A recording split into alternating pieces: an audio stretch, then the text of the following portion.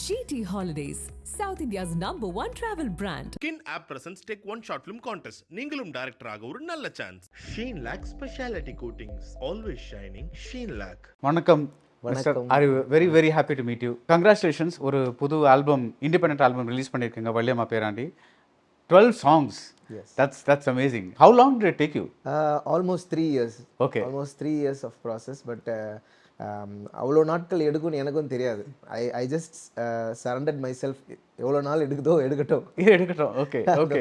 இப்போ அறிவை பற்றி பேசணும்னா நிறையா பேசலாம். You know like politics, Ambedkar, casteless collective, பாரஞ்சித்தை மீட் பண்ணி அவரோட இன்ஃப்ளூயன்ஸ் வந்தது, plus Arivu as an artist, as a self-formed artist.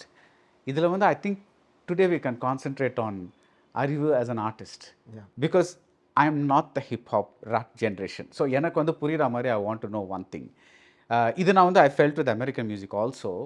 இது என்னன்னா, நீங்கள் வந்து ஒரு ஒரு ஒரு புரட்சிகரமான ஒரு ஜான்ரனா hip hop rap, that is the thing. Because melody பாடல்கள் கிடையாது. பட் இப்போ நீங்கள் ட்ரெடிஷ்னலாக நீங்கள் தமிழ் சினிமா பார்த்தீங்கன்னா, இப்போ எம்ஜிஆர் பாடல்களாக இருக்கட்டும், புத்தன் இயேசு காந்தி பிறந்தது, பூமியில் எதற்காக, தோழா ஏழைகள் நமக்காக, வைரமுத்து பாட்டு, மனிதா மனிதா இனி உன் விழிகள் சிவந்தால் உலகம் விடியும், அந்த பாட்டு, இதெல்லாம் வந்து ஒரு மெலோடிக் ஃப்ரேம் ஒர்க்கில் வச்சு பண்ணப்பட்ட பாட்டு. ஏன்னா அந்த வார்த்தைகள் போய் சேரணுங்கிறதுக்காக அந்த மாதிரி ஒரு மெலடி கன்ஸ்ட்ரக்ஷனில் கொடுத்துருக்காங்க.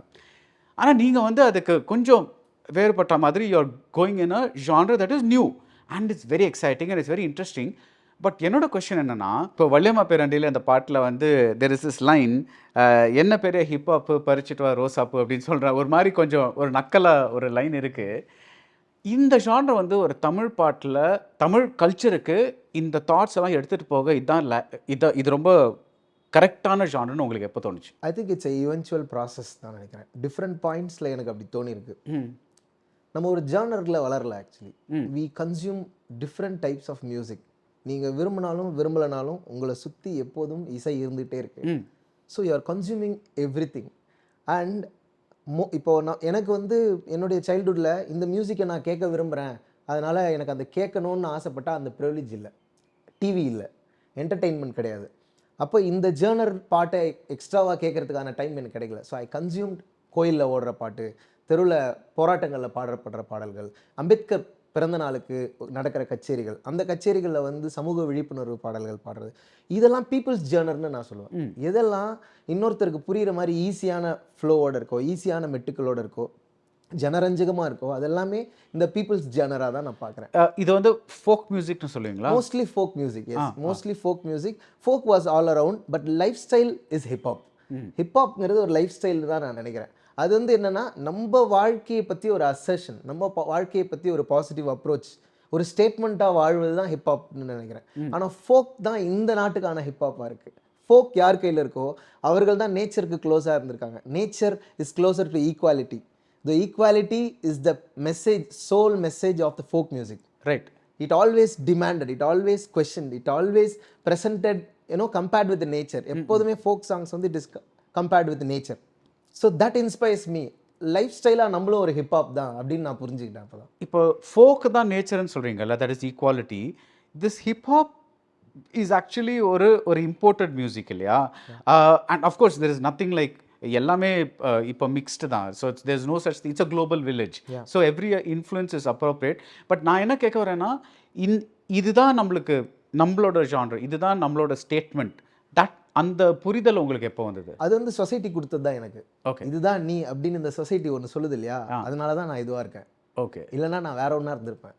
சொசைட்டி என்ன சொல்லுது? சொசைட்டி எனக்கு ஒரு அடையாளம் கொடுக்குது இல்லையா, என்னை ஒரு ஜாதிக்குள்ளே வைக்குது, என்னை ஒரு மதத்துக்குள்ளே வைக்குது, என்னை ஒரு கலருக்குள்ளே வைக்குது, என்னை கேட்டகரைஸ் பண்ணி இந்த சொசைட்டி தான் என்னை சுருக்குது. பட் ஆஸ் எ ஹியூமனாக நான் வந்து ஐ மென்ட் டு ஃப்ளை, எல்லா மனிதர்களுமே. அதனால் அந்த சொசைட்டி தான் என்னை இந்த மாதிரி பாட்டு எழுத வைக்குது, இந்த சொசைட்டி தான் என்னை இந்த மாதிரி பண்ண வைக்குது. I am trying to be very transparent between the audience and the society. Right. So நீங்கள் சொசைட்டி பற்றி தெரிஞ்சுக்கணுன்னா என் பாட்டை கேட்கணுன்னு நான் விரும்புகிறேன். ஆனால் நான் இன்னும் அந்தளவுக்கு எழுதலை. நான் இப்போ அந்த ஜேர்னியில் தான் இருக்கேன், ட்ரை பண்ணிக்கிட்டு இருக்கேன்னு சொல்லலாம்.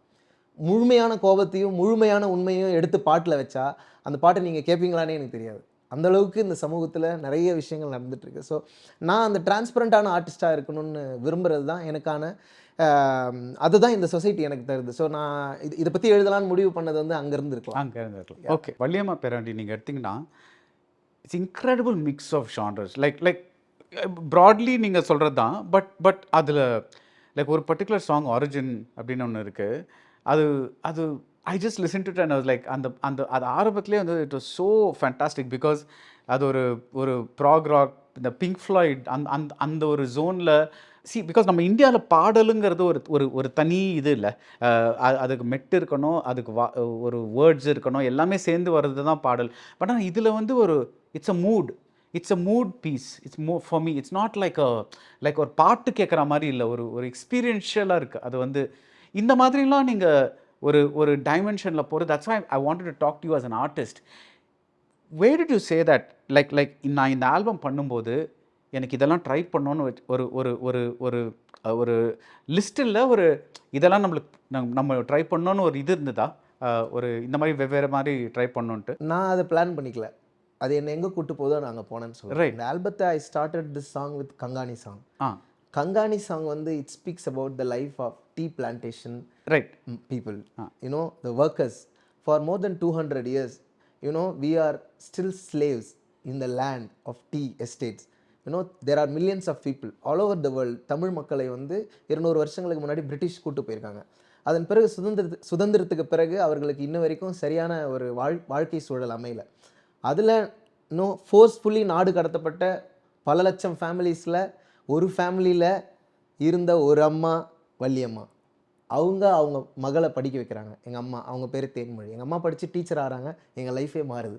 இப்போ ஒரு மனிதர் படிக்கிற கல்வினால் எப்படி இந்த சொசைட்டிக்குள்ளே ஒரு ஃபேமிலி ஒரு பூ பூக்கிற மாதிரி நாங்கள் பூத்துருக்கோம் இல்லையா, அந்த ஜேர்னியை சொல்லணுன்றது மட்டும்தான் என்னோட ட்ரைவாக இருந்தது. ஸோ கங்காணி அப்படி தான் நான் ஸ்டார்ட் பண்ணேன். இந்த ஹிஸ்ட்ரியை எப்படியாவது நம்ம இந்த பாட்டுக்குள்ளே சொல்ல முடியுமா, எப்படியாச்சும். ஆனால் என்னால் முடிக்கவே முடியல அந்த பாட்டை. ஏன்னா நான் மாற்றிக்கிட்டே இருக்கேன், சாட்டிஸ்ஃபை ஆகவே இல்லை.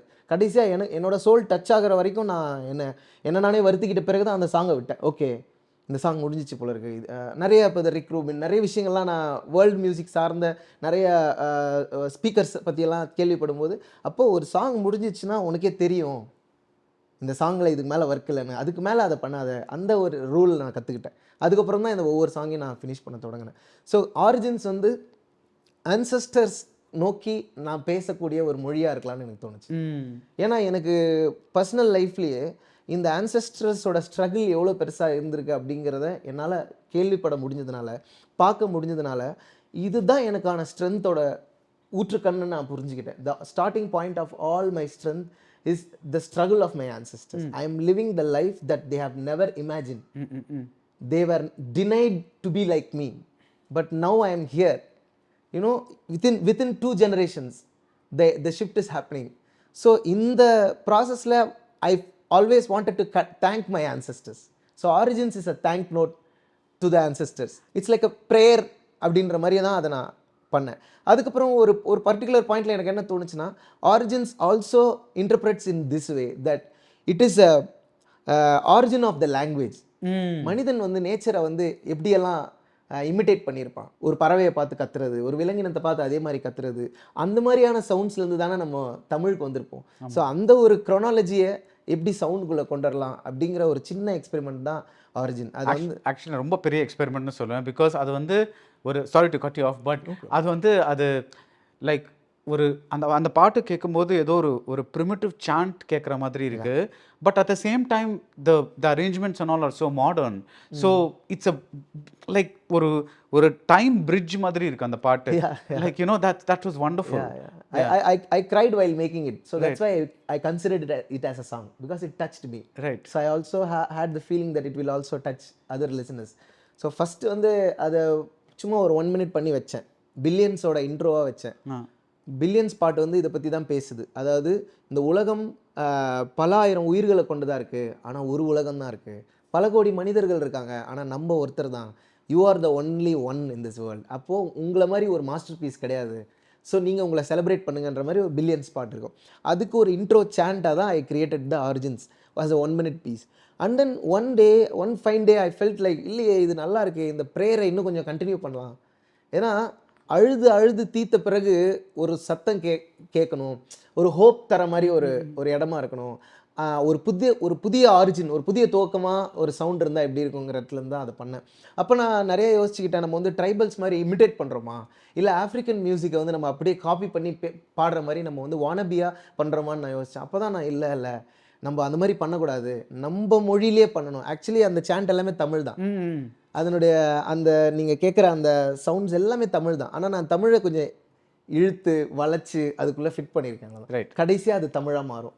ஸோ தமிழ் இதுக்கு முன்னாடி சப்தங்களாக இருந்தது, அந்த சத்தங்கள் எல்லாம் ஒன்று சேர்ந்து ஒருங்கிணைந்து மொழியாக மாறுது. அந்த மாதிரி அந்த பாட்டை வந்து ஸ்ட்ரக்சர்டு அது அந்த ப்ராசஸ் வந்து என்னை ரொம்ப எக்ஸைட் பண்ணுச்சு. ஸோ அதனால் அதை நான் ஸ்ட்ராங்காக அந்த சாங் இருக்கலாம்னு முடிவு பண்ணேன். That's beautiful.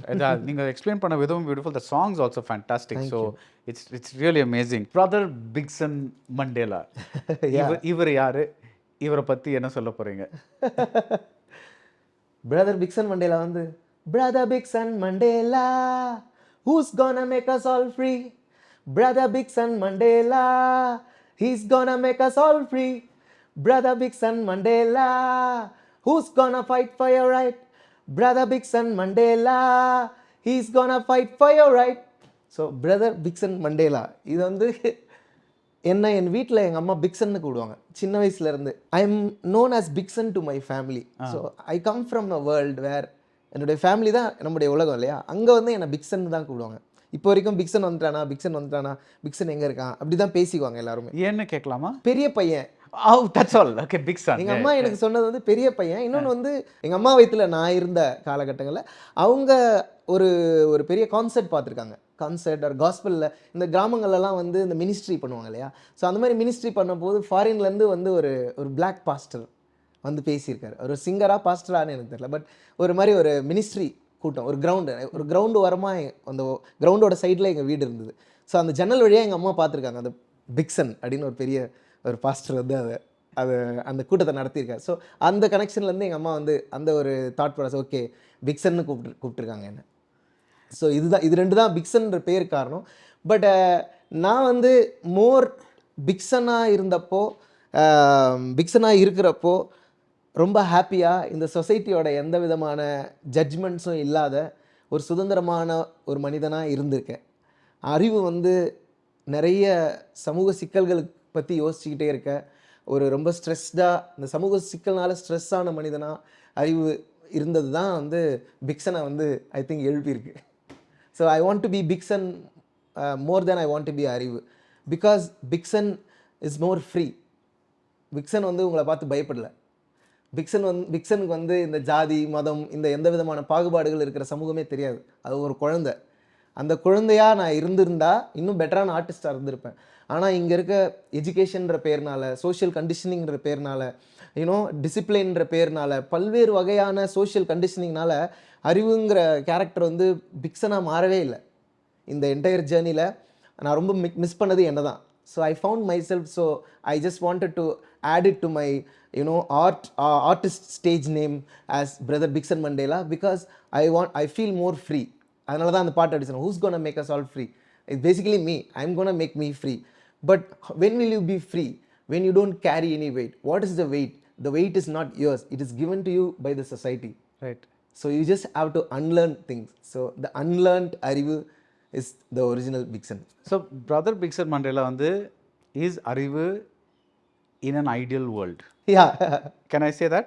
Arivu's childhood is back. Childhood is back. Yeah. Okay. The freedom. The freedom, basically, yeah. Free of all conditionings. Right.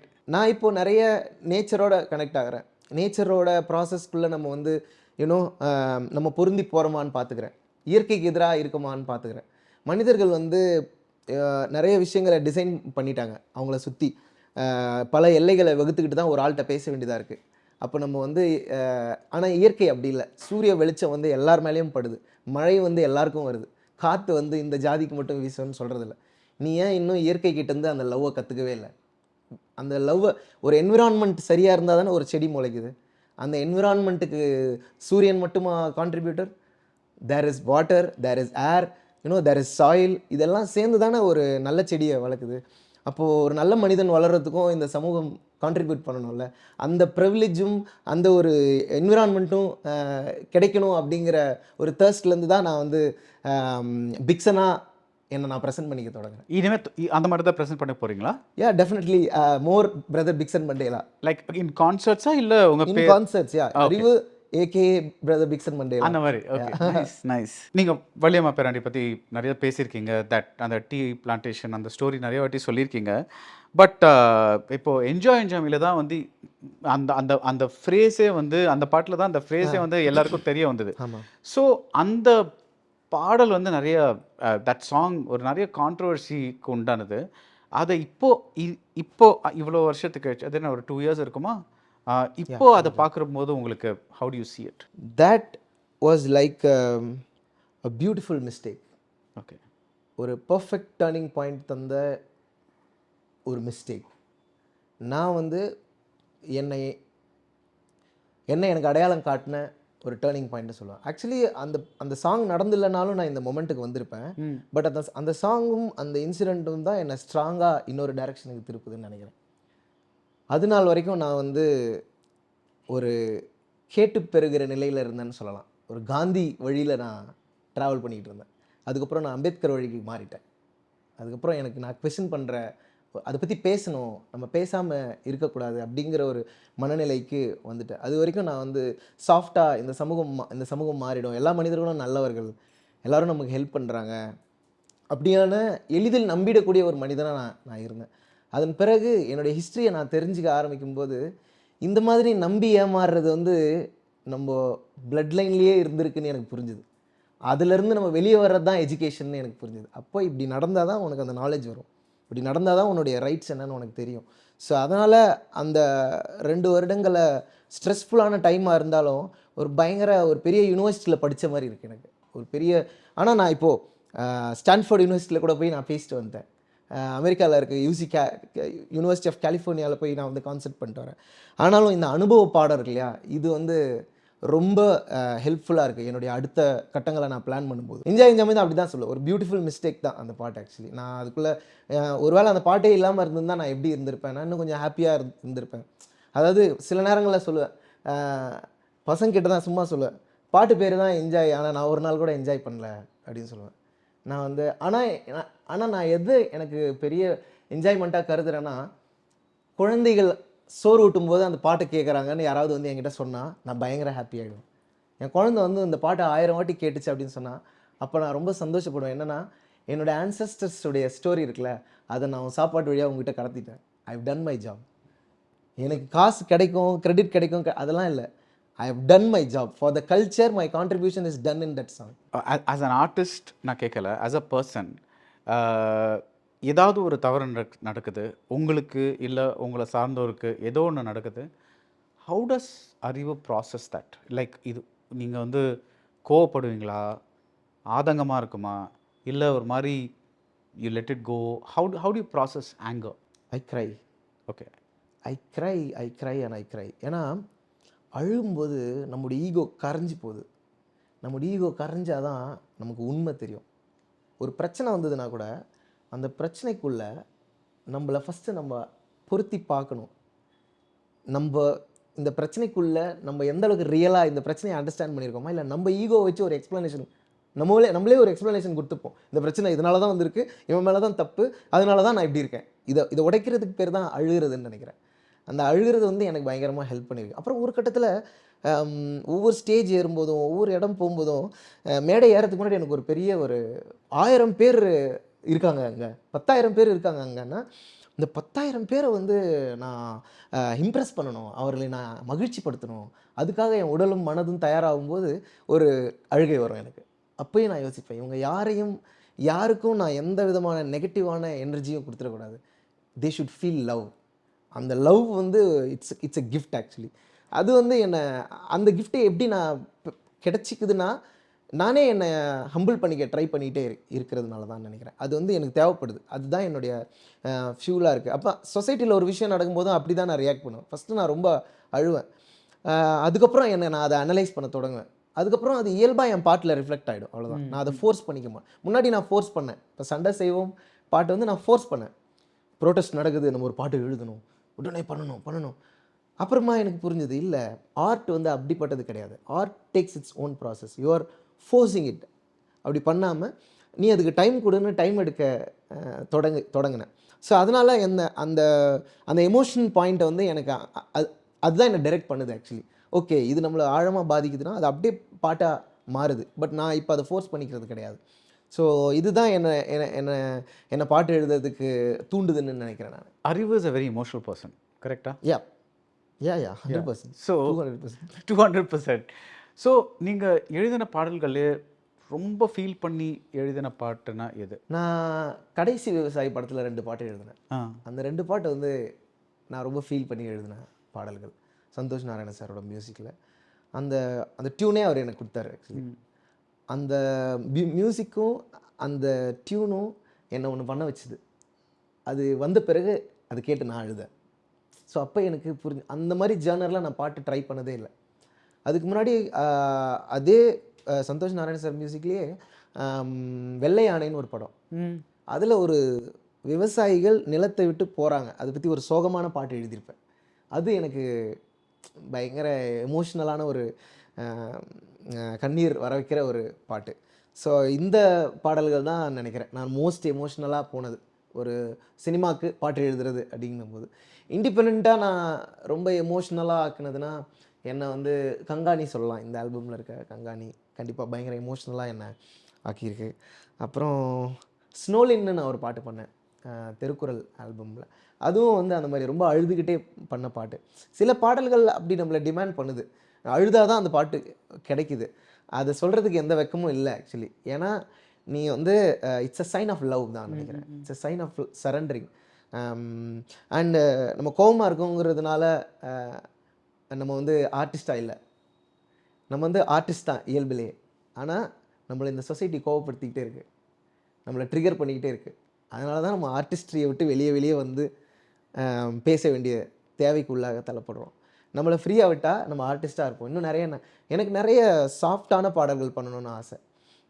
ஜாலியாக நம்மளை ஒரு ப்ளசண்ட்டாக நீங்கள் ஒரு ஷாப்பிங் பண்ணிகிட்டே இருக்கும்போது பின்னாடி பாட்டு ஓடும்ல, அந்த பாட்டு நம்ம பாட்டாக இருந்தால் எப்படி இருக்கும் அப்படின்னு நான் யோசிச்சிருக்கேன். இந்த ஆல்பமில் டைமண்ட் பேபி வந்து I was going to ask you that. Is it just a romantic song இல்ல அதுலயும் ஒரு ஏதாவது ஒரு பாலிடிக்ஸ் இருக்கா? பிகாஸ் அது வந்து அதுல ஒரு மலையாளம் ஃப்ளேவர் வருது அந்த பாட்டு த்ரூ அவுட்ல. அது உங்களுக்கு how do you explain that? அது வந்து ஒரு செம காமெடியான ஸ்டோரி தான் இது. ஒரு டைமண்ட் நெக்லஸ் ஃபேஷன் ஷோ. அந்த ஃபேஷன் ஷோக்கு என்னை பாட கூப்பிட்டாங்க. இப்போ என்னை வந்து ஃபேஷன் ஷோக்கு கூப்பிட்டாங்க. ஆனால் எங்கிட்ட இருக்கிற பாட்டெலாம் எப்படி இருக்குது, என்ன நான் உனக்கு ஆன்டி இண்டியான்னு அது மாதிரிலாம் இருக்குது. இல்லை நம்ம வந்து வாத்தி ரைடு இதை மாதிரிலாம் பண்ணியிருக்கோம். இதெல்லாம் ஃபேஷன் ஷோக்குள்ளே எப்படி என்ட்ராகும்? ஒரு என்ஜாமி கூட ஃபேஷன் ஷோக்குள்ளே வராது. சரி, நிறைய பெண்கள் வந்து ஃபுல்லாக மும்பை மாடல்ஸு இவங்கெல்லாம் வந்து டைமண்ட் போட்டு நடந்து வர போகிறாங்க. ஸோ நீங்கள் வந்து அது நடுவில் நின்று பாட போகிறீங்கன்னு சொல்லிட்டாங்க. நான் வந்து என்னடா பண்ணுறது பாட்டே சொல்லிட்டு சரி ஸ்டுடியோ போய் டைமண்ட் போட்டுன்னு வருவாங்களா, சரி அப்போ நீ டைமண்ட் பேபி அப்படின்னு சொல்லி ஒரு நைட்டில் க்ரியேட் பண்ண பாட்டு தான் அது. அதுக்கப்புறம் அந்த பாட்டு வந்துட்ட பிறகு அந்த ஷோ சூப்பராக போச்சு ஆக்சுவலி. அந்த மாடல்ஸ் எல்லாருமே ரொம்ப லைக் பண்ணாங்க, அவங்க எல்லோரும் ரொம்ப அப்ரிஷியேட் பண்ணாங்க. அப்போ எனக்கு புரிஞ்சுது அந்த என்விரான்மெண்ட்டுக்கு ஒரு பாட்டு நம்ம வந்து கிராக் பண்ணியிருக்கோம் அப்படின்னு சொல்லிட்டு. அப்புறம் இமீடியட்டாக எனக்கு ஒரு ஷோ வந்தது கேரளாவில். சரி கேரளாவுக்கு போகிறோம், ஓகே நம்ம வந்து நிறைய ஷோ கேரளாவில் பண்ணுறோம், maybe we can add some few lines in Malayalam to make the audience happy அப்படின்னு சொல்லி we added those lines. And then eventually when it comes to the finalizing the album, Diamond Baby stood out as a love song which is very comfortable listening to. அதனால் அது அப்படியே வச்சேன். So அது கேட்கும்போது love song மாதிரி தான் இருந்தது. But I thought okay அறிவு பண்ணியிருக்காரு, இதில் ஏதாவது கொஞ்சம் ஒரு டீப்பர் மீனிங் இருக்குமோ, ஏதாவது ஒரு மலையாள பொண்ணும் தமிழ் பையனும் தமிழ் பொண்ணும் மலையாள பையனும் வந்து லவ் பண்ணுறாங்க. ஒரு அந்த மாதிரியான ஒரு லவ் மியூசிக் வீடியோ தான் we are planning. ஸோ நீங்கள் சொன்னீங்கல்ல, நீங்கள் கேட்டு வளர்ந்த பாடல்கள்லாம் திருவிழா பாடல்கள், அம்பேத்கர் விழா பாடல்கள் அந்த மாதிரி. பட் யூ ரிமெம்பர் ஏதாவது ஸ்பெசிஃபிக்காக ஒரு பாட்டு நீங்கள் முதல்ல கேட்ட பாடல் ஞாபகம் இருக்கா ஏதாவது? முதல்ல கேட்ட பாடல்னா ரேடியோவில் வந்து இந்த சின்ன வாக்மேன் சொல்லுவாங்கள்ல, அந்த மாதிரி ஒரு ரேடியோ இருந்தது. அதில் எங்கள் அம்மா வந்து ஆகாஷ்வாணி நியூஸ் கேட்பாங்க. அதுக்காக மட்டும்தான் யூஸ் பண்ணுவாங்க. அதில் நான் பாட்டுலாம் கேட்க விட மாட்டாங்க. ஆனால் நான் 8th ஸ்டாண்டர்டோ 10th ஸ்டாண்டர்டோ இந்த பீரியடில் ஒரு சம்மர் லீவ் தொடங்குற நாள், அந்த நாளில் வந்து என்கிட்ட அதை கொடுத்துட்டாங்க. அடுத்த 2 மாதம் உனக்கு லீவ், இந்தா இதை வச்சுக்கோ அப்படின்னு கொடுத்தாங்க. அப்போ அது ஒரு நைட் இருந்தது, ஒரு 10 மணி. அப்போ மறுநாள் ஸ்கூல் இல்லை இல்லையா, ஸோ தூங்க தேவையில்லை. அப்போ அந்த ரேடியோவை, அந்த ஆண்டனாவை இழுத்துட்டு நான் வந்து அதில் ரேடியோவை ப்ளே பண்ணுறேன். அப்போ வந்து ஒரு பாட்டு வந்தது, அன்னக்கிளி உன்னை தேடுதே 6 மாதம் 1 வருஷம் ஆவரம்பூ மேனி வாடுதே. இந்த பாட்டு பற்றி பேசின்னு இருக்காங்க 2 பேர் நைட்டில். ஒரு 2 பேர், ஒரு ஆர்ஜேவும் ஒரு ஒரு நேயர். ஆக்சுவலி இந்த பாட்டு ப்ளே ஆகலை, அந்த நேயர் பாடி காட்டுறாரு. அவர் உங்கள் வாழ்க்கையினுடைய மறக்க முடியாத பாட்டு எதுன்னு அவர் கேட்டிருப்பார் போல இருக்குது. நான் திடீர்னு தானே ஜாயின் பண்ணுறேன். அவங்க 2 பேருக்கு நடந்த உரையாடலில் இந்த சாங் தான் டாப்பிக்காக இருக்குது. இந்த பாட்டு வந்து இசைஞானி அவர்களுடைய முதல் பாட்டு அப்படின்னு சொல்லி அவங்க பேசிக்கிறாங்க. இந்த பாட்டு அவருக்கு எவ்வளோ அந்த நைட்டில் அந்த பாட்டை நான் வந்து அது மட்டும் நீங்கள் இளையராஜா பாட்டெலாம் கேட்டதே இல்லை? அது வரைக்கும் கேட்டது எல்லாமே இன்னும் என்னுடைய ஃப்ரீடமில் நான் கேட்டதில்லை. நான் போகிற இடங்கள்ல கேட்டிருக்கேன். ஒரு கல்யாணத்துக்கு போனால் கேட்பேன், அந்த மாதிரி. நான் டியூன் பண்ணி ஃபர்ஸ்ட் டைமாக ஒரு ரிமோட் ஹேண்டில் பண்ணுற மாதிரி. அவரோட முதல் பாட்டும் உங்களோட முதல் பாட்டும் கேட்டது நீங்கள் கேட்ட அந்த தருணம் சொல்கிறேன் நான். ஒரு பாட்டை நம்ம ஃபர்ஸ்ட் டைம் டேஸ்ட் பண்ணுறது. அதுக்கு முன்னாடி கேட்ட பாடல்கள் எல்லாமே போகும்போது அங்கே இருக்கும். இப்போ ஒரு நிகழ்ச்சிக்கு போகிறோம், ஒரு அம்பேத்கர் பாடல்கள் போனால் அங்கே அது பாட போகிறாங்கன்னு எழுதி வச்சுருப்பாங்க, அவங்க வந்து பாடுவாங்க. அது என்ன பாட்டுன்னு நமக்கு தெரியும். இது ஒரு மேஜிக் மாதிரி இருந்தது இந்த தருணம். பட் அதுக்கு முன்னாடியே அறிவொளி இயக்க பாடல்கள்லாம் இருக்குது நிறைய. இப்போ அதில் வந்து எழுத்தறிவை பற்றி, கையெழுத்து போடணும் அப்படிங்கிறத பற்றி, பெண்ணடிமைக்கு எதிராக, பாலியல் கொடுமைகளுக்கு எதிராக, இந்த மாதிரி இயற்கையை எப்படி பாதுகாக்கணும், இந்த மாதிரி நிறைய விழிப்புணர்வு பாடல்கள்லாம் அறிவொளி இயக்கத்தில் இருந்தது. அதில் எங்கள் அம்மா அப்பா 2 பேருமே என்ன சொல்கிறது, வாலண்டியர்ஸாக இருந்திருக்காங்க. 90s அது ஒரு ஸ்கீமாக இருந்திருக்கு. ஸோ அதில் நிறைய பாடல்கள் வரும். அதில் வந்து எதனாலே எதனாலே எதனால் எதனால் எதனாலே எதனாலே எதனாலே எதனால் எதனால் எதனாலே இப்படி இருக்கும். ஸோ இந்த மாதிரி பறவைகள் பறப்பதைப் போல பூனைகள் பறப்பதில்லை எதனாலே, விலங்கினங்களைப் போல மனிதர்கள் தோற்றமாக இருப்பதில்லை எதனாலே, இந்த மாதிரி சயின்ஸோட தேடலை வந்து பாடல்கள் வழியாக கொண்டு வர ஒரு மூமெண்ட்டில் நான் எங்கள் அம்மா அப்பா இருந்திருக்காங்க. ஸோ அதனால் அந்த பாடல்கள் தான் எனக்கு ரொம்ப. அதில் வந்து இப்படி இருக்கும் பாட்டு, சிக்கன் செய்கிறது எப்படின்னு ஒரு பாட்டில் இருக்கும். என்ன இப்போது எண்ணெயில் போடையில் என்ன தான் சொல்லிச்சான் கோழி குஞ்சு சின்ன சாமி குஞ்சுன்னு, நான் ஆயில் பாத் எடுக்கிறேன் என்று தான் சொல்லிச்சான் கோழி குஞ்சு சின்ன சாமி குஞ்சு. இப்படி அந்த கோழி வந்து எப்படி செய்கிறாங்க அப்படிங்கிற ஒவ்வொரு ப்ராசஸும் கோழியே கலாய்ச்சிக்குமா. நான் ஊர் சுற்றி பார்க்க போகிறேன், நான் வந்து ஹேர் கட் முடியெல்லாம் பிரிக்கும்போது என்ன சொல்லிச்சான், நான் ஹேர் கட் பண்ணிக்கிறேன். இப்படி குழந்தைகளிடையே பாடப்படுகிற பாடல்கள் தான் என்னுடைய ஃபஸ்ட் ஆரம்பமாக இருந்தது. ஸோ இந்த 2 இன்ஸ்பிரேஷன்ஸ் ரொம்ப இருந்ததுன்னு சொல்லலாம். ப்ளஸ் எங்கள் அம்மா வந்து சர்ச்சுக்கு கூப்பிட்டு போவாங்க. இப்போ அங்கே வந்து எல்லாருமே என்னன்னே புரியாமல் தான் போய் உட்காந்துருப்போம். ஒரு ரிலீஜியஸ் பிலீஃப்ஸ்லாம் வந்து நமக்கு ஆரம்ப கட்டத்தில் இருக்காது. ஆனால் அங்கே எல்லாரும் சேர்ந்து பாடினாங்க. எல்லாரும் பாடணும். இப்போ எல்லார் கையிலையும் ஒரு பாட்டு புக்கு கொடுப்பாங்க. அந்த லிரிக்ஸ்க்கு ரொம்ப இம்பார்ட்டன்ஸ் கொடுப்பாங்க. நிறைய இன்ஸ்ட்ருமெண்ட்ஸ் இருக்காது, வாய்ஸ்லேயே தான் பாடணும், கத்தி பாடணும். அப்போ அதில் ஒரு ப்ராக்டிஸ் கிடைச்ச மாதிரி இருந்தது. ஆனால் அங்கெல்லாம் மைக் பிடிச்சலாம் பாடினதில்லை. மேபி எதனா சின்ன ப்ரோக்ராம் வரும்போது, ட்ராமா வரும்போது மைக் பிடிச்சி 2 வரி பாடுறது உண்டு. பட் அந்த எக்ஸ்பீரியன்ஸ் வந்து அப்படியே உள்ளுக்குள்ளே போச்சுன்னு நினைக்கிறேன். ஸோ இதெல்லாம் தான் ஆரம்பகால பாடல் கேட்ட அனுபவங்கள். இப்போ நீங்கள் ரிலிஜியஸ் சாங்ஸ் பற்றி சொன்னீங்க இல்லையா? இப்போ ரிலிஜன் மதங்கிறது ஒரு ரொம்ப ஒரு ஸ்ட்ரேஞ்ச் திங். பிகாஸ் அது வந்து ஒன்று மக்களுக்கு ஒரு ஆறுதல் கொடுக்குற விஷயம், அவங்களுக்கு வந்து ஒரு கஷ்டத்தில் இருந்தால் ஒரு தேடி போகிறாங்க. பட் அதே மதம் வந்து மக்களை பிரிக்கிற விஷயம். ஸோ இதை நீங்கள் எப்படி பார்க்குறீங்க? Like how to you see religion? மதம் வந்து ஒரு ஒழுங்குமுறையை கொண்டு வருவதற்காக தேவைப்படுதோ அப்படின்னு தோணுது. ஒரு டிசிப்ளின்குள்ளே ஒரு மனிதன் இருக்கிறதுக்கு அவனுக்கு ஒரு ப்ராக்டிஸ், அவனுக்கு ஒரு காங்கிரிகேஷன், அவனுக்கு ஒரு சென்ஸ் ஆஃப் பிலாங்கிங். அப்புறம் வந்து எனக்கு என்னுடைய இந்த சின்ன அனுபவத்துலேருந்து நான் புரிஞ்சுக்கிட்டது, மனிதர்களுக்கு வந்து தன்னை தாண்டி ஏதோ ஒரு எனர்ஜி கிட்டேருந்து ஒரு அப்ரூவல் தேவைப்பட்டுக்கிட்டே இருக்குது. நான் பண்ணுற ஹார்ட் ஒர்க்குக்கே நான் எனக்கு கிரெடிட் கொடுத்துக்கிட்டேன்னா அது பெருமை ஆகிடுது. அந்த பெருமை இன்னொரு ஒர்க் பண்ண விடாமல் தடுக்குது. ஸோ என்ன நான் ஹம்பிள் பண்ணுறதுக்கு எனக்கு இன்னொரு பிளேஸ் வேணும். அந்த பிளேஸாக தான் கடவுளை வைக்கிறாங்களோ அப்படின்னு எனக்கு தோணுது. அப்புறம் வந்து நம்ம எவல்யூஷன் அடிப்படையில் மனிதர்களாக மாறி இருக்கோம். இயற்கையை நமக்கு புலப்படாத விஷயங்கள் எல்லாத்தையும் மனிதர்கள் வணங்க தொடங்கினதுலேருந்து மதம் வந்திருக்கலாம். ஸோ அப்போது புலப்படாதது நேச்சர் தான் வந்து உன்னை ஏன் பூமி சுற்றிக்கிட்டே இருக்குது, இந்த மாதிரி நிறைய கொஸ்டினுக்குள்ளே போனால் ஆன்சரே இருக்காது. ஸோ அது எல்லாத்தையும் வணங்க தொடங்குறாங்க, அதெல்லாம் பாதுகாக்க தொடங்குறாங்க. பட் இப்போ அது காலப்போக்கில் மனிதர்கள் எல்லாரும் தனித்தனியாக தன்னிறைவு அடையும் போது, எஜுகேட் ஆகும்போது மதம் தேவைப்படல ஆக்சுவலி. வளர்ந்து நீங்கள் எஜுகேட் ஆகி மேலே வந்துட்ட பிறகு மதம் இல்லாமல் கூட இருக்கலாம். You can survive in this world. ஆனால் ரொம்ப லோயஸ்ட் டெக்கில் இருக்கும்போது, ஹோப்பே இல்லாதப்போ மதம் தேவைப்படுதோ, ஒருவேளை ஒரு சின்ன ஒரு ஹோப், ஒரு ப்ரேயர். எங்கள் அம்மா வந்து எங்கே போனாலும் எனக்கு ப்ரேயர் பண்ணி அனுப்புவாங்க. ஆனால் ப்ரேயர் அப்போல்லாம் நான் கண்ணு மூடிட்டு நான் போகிறத பற்றி யோசிச்சுருப்பேன். ஆனால் எங்கள் அம்மா பத்திரமா போகணுன்னு யோசிச்சிருப்பாங்க. அப்போ அந்த லவ்வை, அந்த கேரை என்கிட்ட கடத்துறதுக்கு அந்த ப்ரேயர் ஒரு லாங்குவேஜாக யூஸ் ஆகிருக்கு. அப்படி எளிய மக்களுடைய வாழ்க்கையில் ரிலீஜன் ஒரு டிஃப்ரெண்ட் ரோல் ப்ளே பண்ணுது. ஆனால் ப்ரிவிலேஜ்டு மக்களுக்கு வந்து ரிலீஜன் வந்து ஒரு பால் மாதிரி அதை வச்சு விளையாடிட்டு இருக்காங்க. அதிகாரங்கள் மதத்தை வச்சு விளையாடிட்டு இருக்கு. அடித்தட்டு மக்கள் மதத்தை வச்சு ஆறுதல் அடைகிறாங்க. அவனுக்கு வந்து ஒரு பாட்டு கேட்டால், ஒரு சின்ன ஒரு ஜீசஸ் பாட்டு கேட்டால் மனசு ஆறுதலாக இருக்குது, கேட்டுக்கலாம். அந்த மனிதன் யாருக்கும் தொந்தரவு இல்லை. அதை அவன் போய் இன்னொருத்தரோட திணிக்கவோ அதை வைத்துக்கொண்டு அவன் வியாபாரம் செலுத்தலை, அவன் ஆறுதல் அடைகிறான். ஆனால் அதிகாரத்தில் இருக்கிறவர்களுக்கோ இல்லை என்ன சொல்கிறது, மதத்தை தன்னுடைய விளையாட்டு பொருளாக மாற்றிக்கொள்கிறவர்கள் வந்து வேறு வர்க்கமாக இருக்காங்க. ஸோ இதுதான் இங்கே பிரச்சனைன்னு நினைக்கிறேன். அதை ஒரு பேலன்ஸ்டாக நம்ம பயன்படுத்த வேண்டிய தேவையில் இருக்கும். அதை வந்து இருக்குது இல்லைங்கிறதெல்லாம் தாண்டி அதை தேவையான அளவு நம்ம பயன்படுத்திக்கலான்னு தான் நான் நினைக்கிறேன். அது வந்து இப்போது எனக்கு தோன்ற ஒரு பதில் தான். கண்டிப்பாக நான் இன்னும் நிறைய படிக்கும்போது, தெரிஞ்சுக்கும் போது என்னுடைய நிலைப்பாடுகளை நான் சரியாக சொல்ல முடியும். பட் இப்போ எனக்கு தோன்றது வந்து மதம் ஏதோ ஒரு வகையில் எளிய மக்களை ஒருங்கிணைச்சிருக்கு. It organised the people, it gave them love, it gave them the sense of belonging, the education, the dignity, so many musical inspirations. It gave them a culture for the cultureless, so-called cultureless, but they had the beautiful culture. You destroyed it, but now this religion is again trying to build it. So but what we actually have to do is empower ourselves individually, so that we can you can balance between the religion and your worldly life. இப்போ மதத்தை நம்பாதவர்கள், கடவுள் இல்லைன்னு சொல்கிறவர்கள் கூட ஏதோ ஒரு புள்ளியில் லவ்வில் தானே இணைஞ்சிருக்காங்க.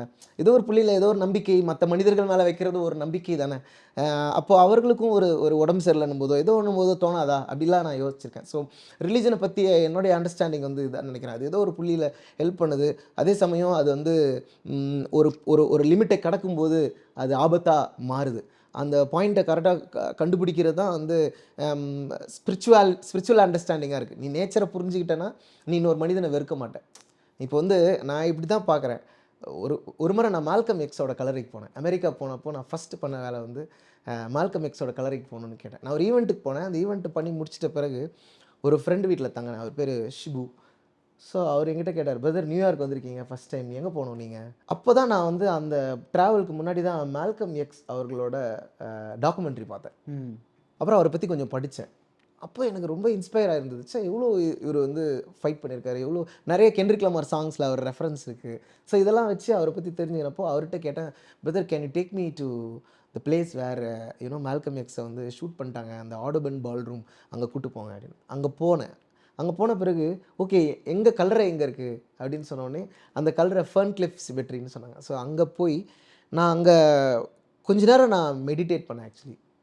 Me and my friends. அந்த ஒரு புது அவரே சொன்னார், பிரதர் என்ன பிரதர் நியூயார்க் வந்தால் எல்லாம் கிளப்புக்கு போ, பார்ட்டிக்கு போ, அது இதுன்னு சொல்லுவாங்க, நீங்கள் என்ன பிரதர் மால்கம் எக்ஸ் கல்லறை கூப்பிட்டு வந்தீங்க? பிரதர் நீங்கள் வாங்க பிரதர், இவர் வந்து முக்கியமான லீடர், மக்களுக்காக பேசியிருக்காரு. எந்த லேண்டுக்கு போனாலும் அந்த மக்களுக்காக பேசினவங்கள ஃபஸ்ட்டு நம்ம ரெஸ்பெக்ட் பண்ணணும், அவங்க தான் நம்ம கார்டியன் ஏஞ்சல்ஸாக இருப்பாங்கன்ற மாதிரி நான் அவரை கூப்பிட்டு போனேன். அப்போ போயிட்டு அங்கே நான் உட்காந்துருக்கும் போது எனக்கு ரொம்ப ஃபீல் ஆயிடுச்சு ஆக்சுவலி. ஒரு செல்ஃப்லெஸ்ஸான லீடர்ஸை அம்பேத்கரை பற்றி யோசிக்கும் போது இதே ஃபீலிங் எனக்கு அம்பேத்கருடைய நினைவெடுத்து அவரோட சாம்பல் பார்க்கும்போது எனக்கு அதே ஃபீலிங் வந்தது.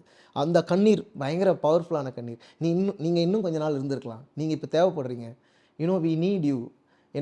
எனக்கு என்ன பண்ணுறேன்னு தெரில, நான் ஒரு சின்ன பையன், ஆனால் பெரிய ப்ராப்ளம்.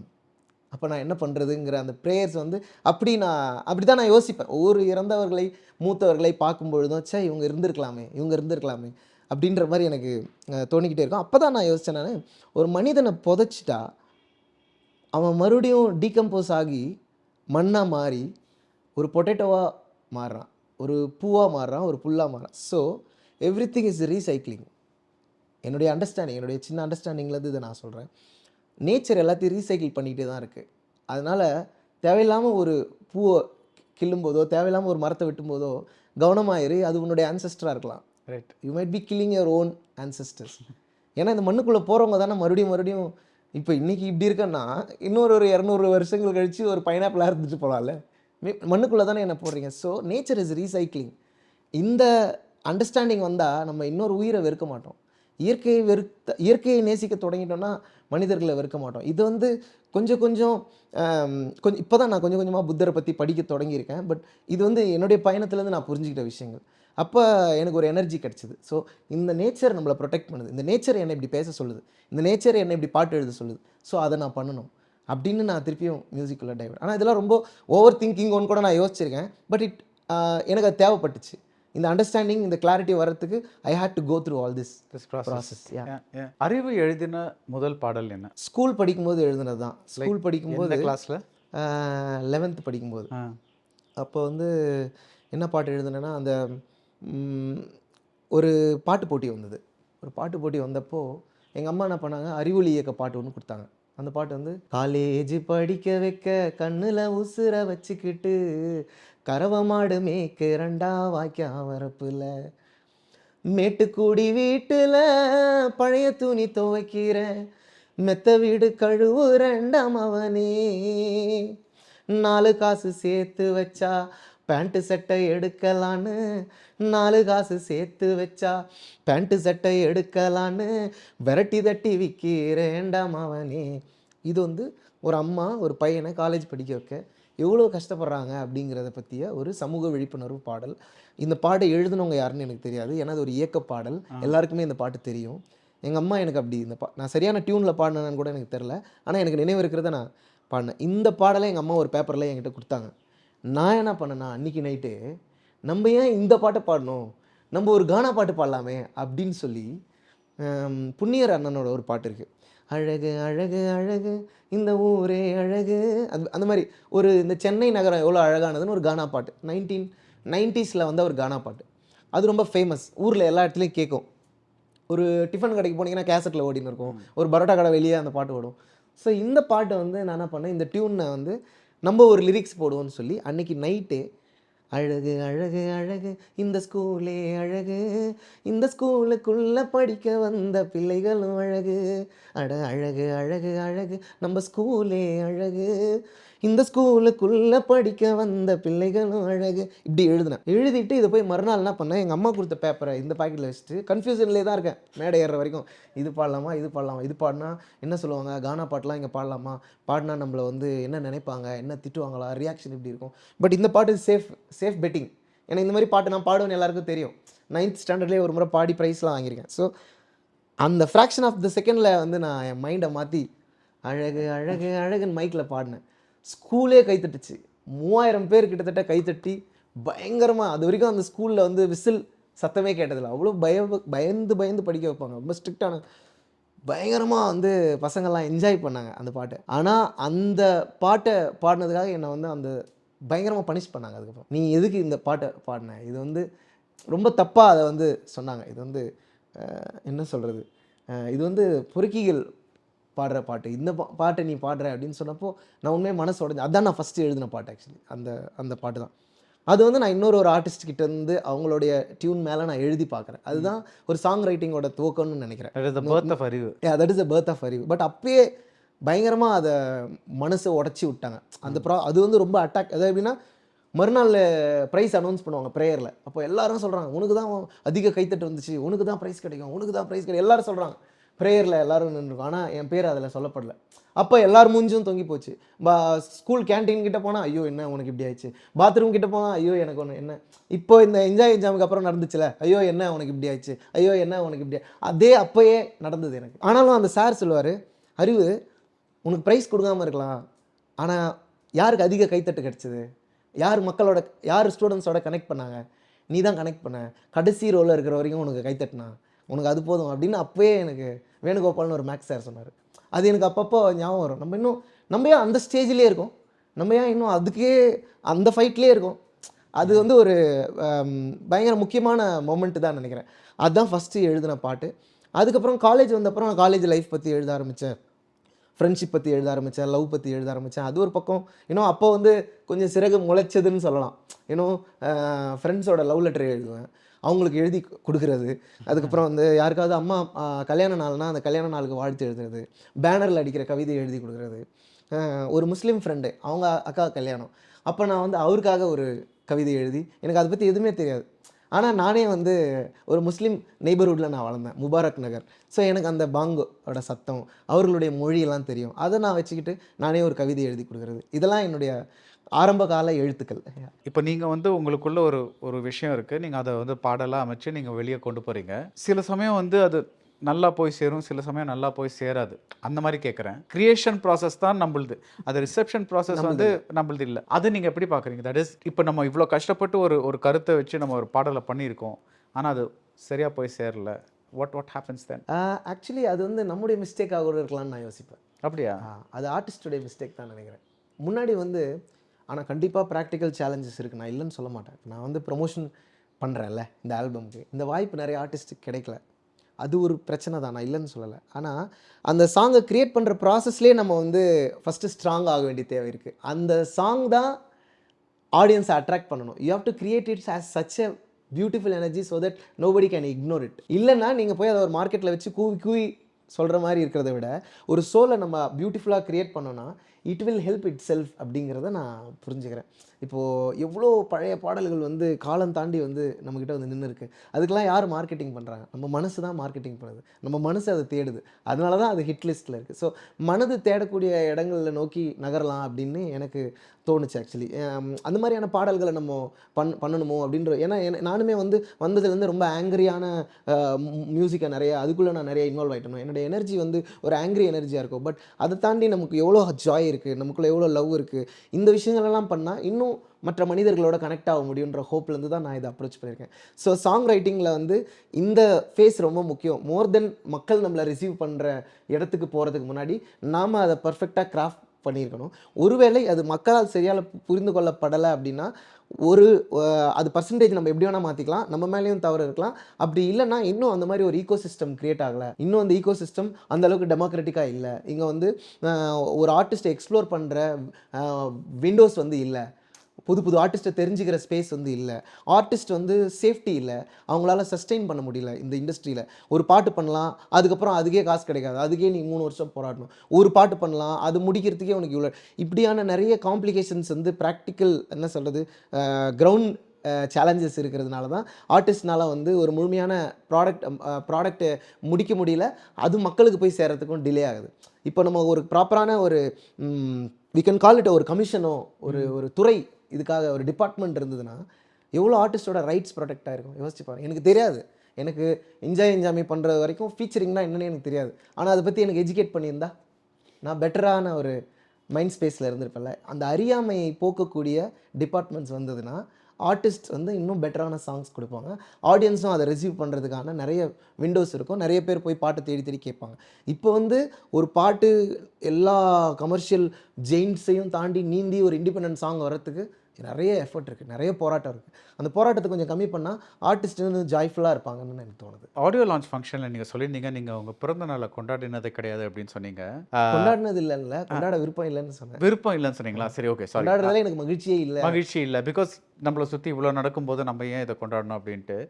இந்த சமூக விழிப்புணர்வு இது ரஃபாக எந்த வயசுலேருந்து உங்களுக்கு வந்தது? அது ஒரு பாயிண்டில் எனக்கு தெரில. என்னை சுற்றி இருந்த மனிதர்கள் எப்போவும் பயத்தோடு இருந்தார்கள், பதட்டத்தோடு இருந்தார்கள், கவலையோடு இருந்தார்கள்.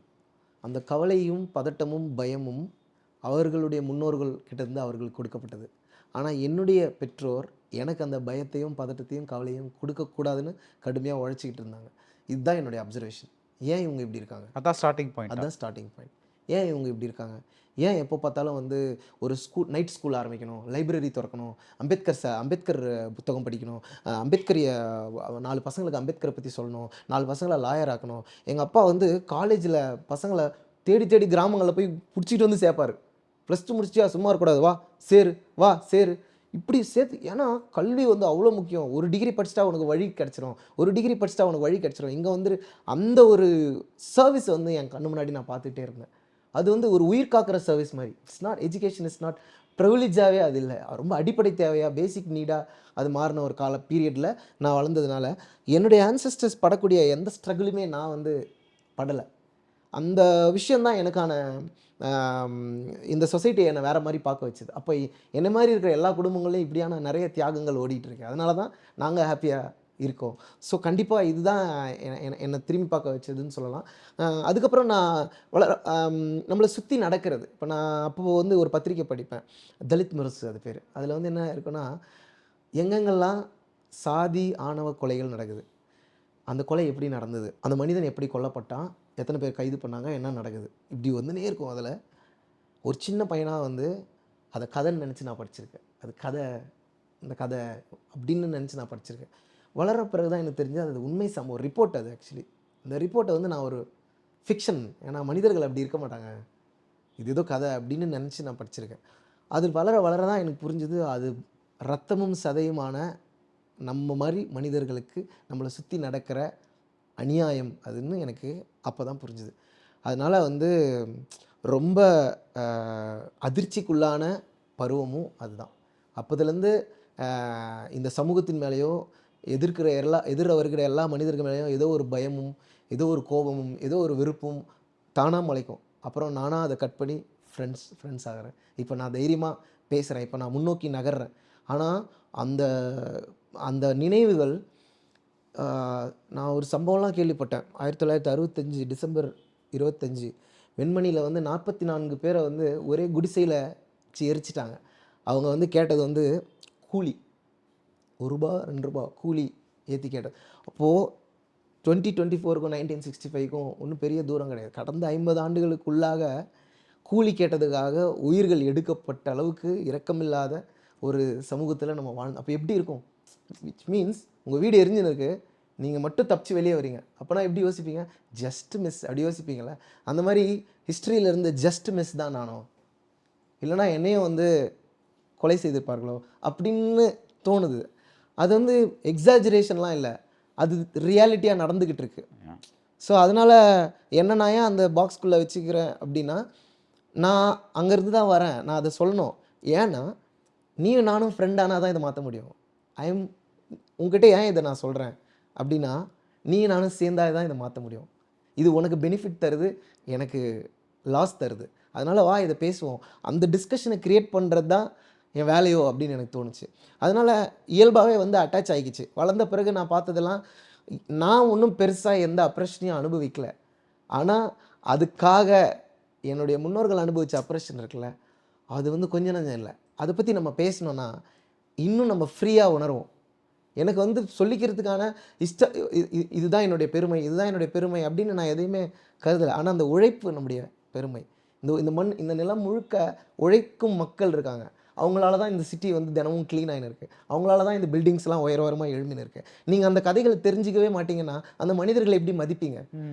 அந்த ஸ்டோரிஸ் நீ தெரிஞ்சுக்கிட்டா தானே அந்த லைஃப்பை வந்து நீ அப்ரிஷியேட் பண்ணுவேன். அப்ரிஷியேட் பண்ணால் தானே நீ அண்டர்ஸ்டாண்ட் பண்ணுவேன், லவ் பண்ணுவேன், ஒரு ஈக்குவாலிட்டி வரும்.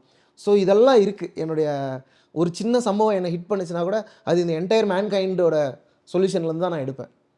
இந்த நபர் இவர் இப்படி பண்ணிட்டாரு அப்படி எடுத்துக்க மாட்டேன். இந்த மேன்கைண்டில் இவன் ஒரு சாம்பிள், இவர் இப்படி பிஹேவ் பண்ணியிருக்காரு, ஓகே இது ஒரு லேர்னிங். இந்த மாதிரி பீப்புள் இருக்காங்க, இதை எப்படி நம்ம டீல் பண்ணுறதுன்னு நம்ம தான் கற்றுக்கணும்.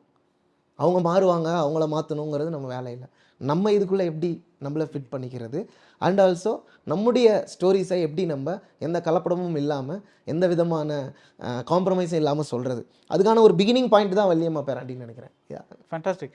இப்போது நீங்கள் வந்து எப்படி நம்மளை ப்ரொஜெக்ட் பண்ணிக்கிறதுன்னு சொல்லிங்களோ, நீங்கள் வந்து ஒரு பர்சனாலிட்டியும் உருவாக்கியிருக்கீங்க. அதாவது இப்போ நீங்கள் போட்டிருக்கிற ட்ரெஸ்ஸாக இருக்கட்டும், கேப்பாக இருக்கட்டும், இந்த கண்ணாடியாக இருக்கட்டும், இட்ஸ் அ லுக். ஸோ இதுதான் என்னோட இதுன்னு நீங்கள் டிசைட் பண்ணியிருக்கீங்க. இதுதான் அது. How did that decision come about? Look நான் டிசைட் பண்ணுறதே இல்லை. இது இந்த ட்ரெஸ் எது மேலே எனக்கு எந்த நாட்டமுமே கிடையாது ஆக்சுவலி. ஏன்னா சின்ன வயசுலேருந்து ரொம்ப ஒயிட் ட்ரெஸ் தான் நான் நிறைய போட்டிருக்கேன். Plain colours. எங்கள் அம்மா வந்து நகை போட மாட்டாங்க. என் தங்கச்சி, அம்மா குடும்பத்தில் யாரும் நகை போடவோ பூ வைக்கவோ எந்த ஆபரணங்களும் கிடையாது. அதே மாதிரி ஃபேன்சியான எந்த ட்ரெஸ்ஸுமே கிடையாது.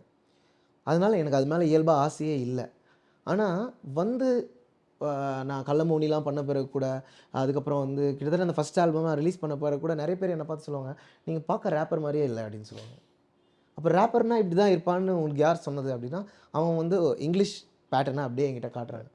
அப்போ ஓகே, ரேப்பர்னால் இப்படி இருக்கணும் போல இருக்குது, நம்ம இது தெரியாமல் நம்ம நார்மலாக வந்து சட்டை போட்டுன்னு பேண்ட்டு போட்டுன்னு டைரி பென்லாம் வச்சுன்னு நம்ம போயின்னு இருக்கோம். ஆனால் நம்ம பண்ணுற மியூசிக் ஃபார்மில் எக்ஸ்பர்ட்ஸ்லாம் இப்படி இருக்காங்க. அந்த ஸ்டைலை கையில் வச்சுக்கிட்டு வேறு லுக்கில் நம்ம இருக்கோம்.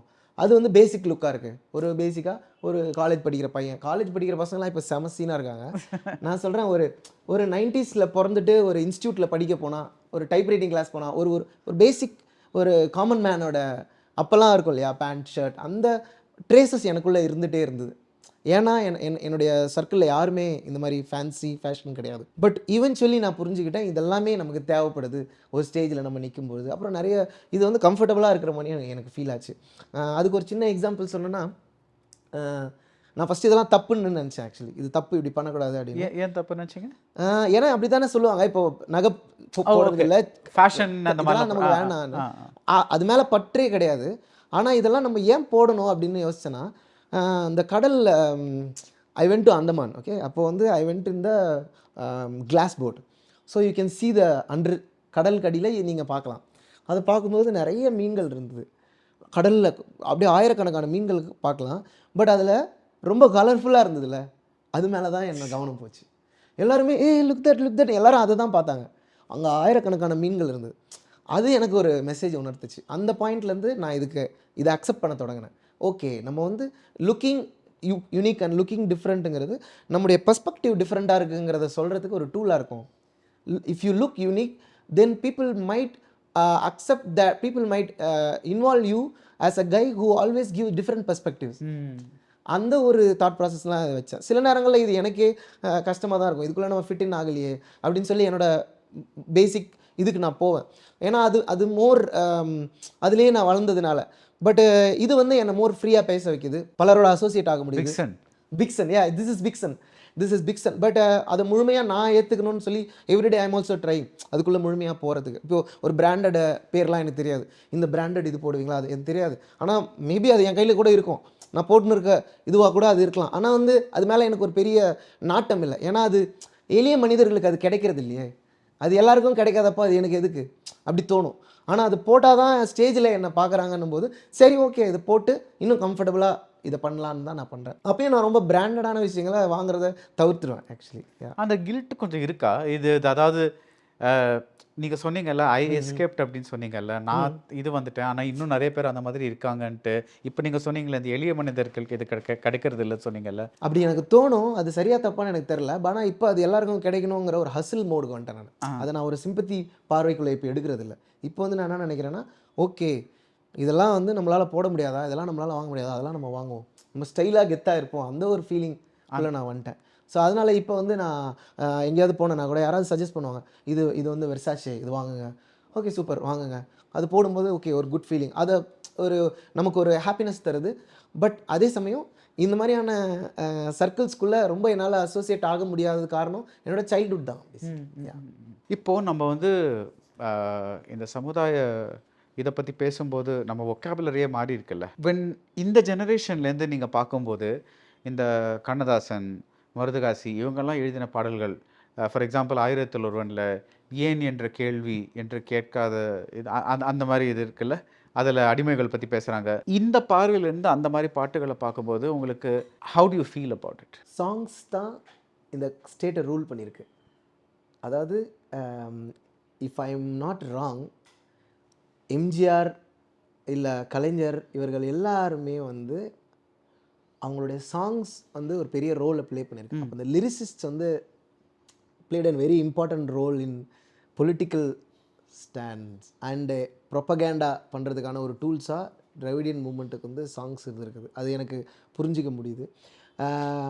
ஆனால் அதுதான் ஹிப்ஹாப்னுடைய துவக்கம் தான் அதுவோ அப்படின்னு எனக்கு ஒரு கொஸ்டின் இருக்குது. அந்த ஹிப்ஹாப் ஏன் கண்டினியூ ஆகலை? இப்போது ஒயிட்ஸோட ஆதிக்கத்துக்கு, ஒயிட்ஸோட கொடுமைகளை எதிர்த்து கேள்வி கேட்க பிளாக்ஸ் கையில் எடுத்த ஆயுதம் தான் ஹிப்ஹாப் மியூசிக். அதே மாதிரி தமிழ்நாட்டிலையும் வந்து இங்கே இருக்கக்கூடிய சாதிய படிநிலைகளுக்கு எதிர்த்து சாதி ஒழிப்பை பேசி மனிதர்கள் எல்லோரும் சமம் அப்படிங்கிறதை பேச வந்தது தான் இந்த திராவிடியன் ஐடியாலஜியாக இருக்குது. இது ஒரு ஹிப்ஹாப் தான். ஆனால் அதுக்குள்ளே ஏன் அந்த ட்ரூத்ஸ் இன்னும் முழுமையாக அட்டாச் ஆகாதனால அது கண்டினியூ ஆகலையா, இல்லை அதனுடைய ஸ்ட்ரென்த் என்ன அப்படிங்கிறது எனக்கு அந்த மூமெண்ட்டாக எனக்கு தெரியல. பட் லிரிசிஸ்ட்ஸ் வந்து செம்மையான ஒரு ரோல் ப்ளே பண்ணியிருக்காங்க பொலிட்டிக்கல் டிசிஷன்ஸில், பொலிட்டிக்கல் பார்ட்டிஸை தூக்கி விடுறதுல. இந்த மாதிரி ஒரு ரைட்டிங்க்கும் இதுக்கும் ஒரு பெரிய கனெக்ஷன் இருந்திருக்குன்னு நான் புரிஞ்சுக்கிறேன். இந்த நீங்கள் சொல்கிற பீரியடில் இருக்கிற பாடல்களை பற்றி தெரிஞ்சுக்கும் போது அதனுடைய அடுத்த கட்டம் என்ன அதெல்லாம் பற்றி எனக்கு ஐடியாவே இல்லை. ஏனென்றால் ஒரு பக்கம் சினிமா பாட்டாக இருந்தாலும் அது டைரக்ட் பொலிட்டிக்கல் சாங்காக இருந்திருக்கு. இப்போ நம்ம டைரக்ட் பொலிட்டிக்கல் சாங்லாம் நம்ம கேட்குறதில்ல. அப்போ டைரெக்டாக அப்படியே வந்திருக்கு. அண்ணாவோட ஷவுட் அவுட் வந்திருக்கு. இப்போ வந்து நம்மளால் ஒரு பொலிட்டிக்கல் பார்ட்டியோட ஒரு ஷவுட் அவுட் வந்து ஒரு ஃபிலிமில் டைரெக்டாக வைக்க முடியாது. அப்போ அந்த மாதிரியான ஒரு சுச்சுவேஷன் இருந்திருக்கு. ஸோ அது வந்து நிறைய பேருக்கு போய் சேர்றதுக்கான சாங்ஸ் வந்து ஒரு பயங்கர முக்கியமான மீடியமாக பயன்பட்டுருக்குன்னு சொல்லலாம். அப்புறம் தத்துவ பாடல்களும் ஒரு பயங்கர ரோல் ப்ளே பண்ணியிருக்கு. நான் கேட்ட பாடல்கள் வந்து என்னென்னா, இதே பீரியடில் அறிவொளி இயக்க பாடல்கள்னு சொல்லுவாங்க, எழுத்தறிவு இயக்க பாடல்கள், அதுக்கப்புறம் வந்து தலித் விடுதலை பாடல்கள். மக்கள் வந்து அவங்களுடைய போராட்டத்தை பற்றி பயங்கர சூப்பராக நிறைய பாடல்கள் இருக்கும். தியாகிகளே தியாகிகளே சாதிப்போர் தியாகிகளே, சமரினில் மாண்ட தலித் வீரர்களே, சரித்திரமான எங்கள் தோழர்களே. இந்த பாட்டு வந்து ஒரு ட்ரிபியூட் சாங். எவ்வளோ பேர் செத்துக்கிட்டே இருக்காங்க, தியாகம் செய்துட்ருக்காங்க தன்னுடைய உயிர். அவங்க பேரெல்லாம் இந்த பாட்டில் வரும். இந்த மாதிரியான சில பாடல்கள் வந்து எனக்கு கிடச்சிருக்கு. அதெல்லாமே வந்து இப்போது அதில் வந்து ரொம்ப முக்கியமான பாட்டு, எங்களுக்கு பெயர் வைக்க உங்களுக்கு துணிச்சல் தந்தது யாரடா, உங்களுக்கு பெயர் வைக்க எங்களுக்கு உரிமை உண்டா கூறடா, எங்களுக்கு பெயர் வைக்க உங்களுக்கு துணிச்சல் தந்தது யாரடா. இவ்வளோ ஸ்ட்ராங்கான பொலிட்டிக்கல் கண்டென்ட்டை இந்த சினிமாவும் இந்த திராவிடியன் மூமெண்ட்டும் இந்த பொலிட்டிக்ஸை பாட்டில் கடத்திந்த அதே டைமில் ஒரு லேயர் பண்ணியிருக்காங்க. ஒரு பயங்கரமான ஒரு பேரலல் ஒர்க் வந்து போயிருக்கு. அது வந்து ஆன்டி காஸ்டில் பியூராக இருந்திருக்கு. அது வந்து எனக்கு கிடச்சிது. That is the treasure that I have ஃபவுண்டுன்னு நினைக்கிறேன். ஏன்னா இது எல்லாருக்கும் தெரியும், ரேடியோவில் ப்ளே ஆகும், திராவிடியன் ஐடியாலஜி பாடல்கள் ப்ளே. ஆனால் ஒரு பயங்கர ஆன்டிகாஸ்ட் மைண்ட் செட்டும் ஒரு பயங்கர எஜுகேஷனை பற்றி ஒரு பயங்கர ஸ்ட்ராங்கானது. மறிக்கொழுந்து மல்லிகை முல்லை பன்னீர் புஷ்பம் செவந்த ரோஜா சேர்த்து கட்டிய பூச்சரம் போலே எல்லோரும் ஒன்று சேருங்க, சேர்ந்து நாங்கள் சொல்ல போகிற கதையை கேளுங்க, பல்லுக்கு மெதுவா இங்கே பணியாரம் இருக்கையிலே பாறாங்கல்லை கொடுப்பதா, பாடத்திட்டம்னு பாறாங்கல்லை கொடுப்பதா. அப்போ எஜுகேஷனை சிம்பிளிஃபை பண்ணுற ஒரு மூமெண்ட்டோட பெரிய இம்பேக்ட் வந்து கிராமங்களில் இருந்திருக்கு. அது ஒரு பெரிய டீம் ஆஃப் சிங்கர்ஸ். அவங்க சினிமாவுக்கு வரல, அவங்க வந்து பிரபலம் அடையலை, ஆனால் எனக்கு பயங்கர இன்ஸ்பிரேஷனை கொடுத்துருக்காங்க, பயங்கர ஹோப்பு, செம நாலேஜ் அந்த பாடல்கள் எல்லாமே.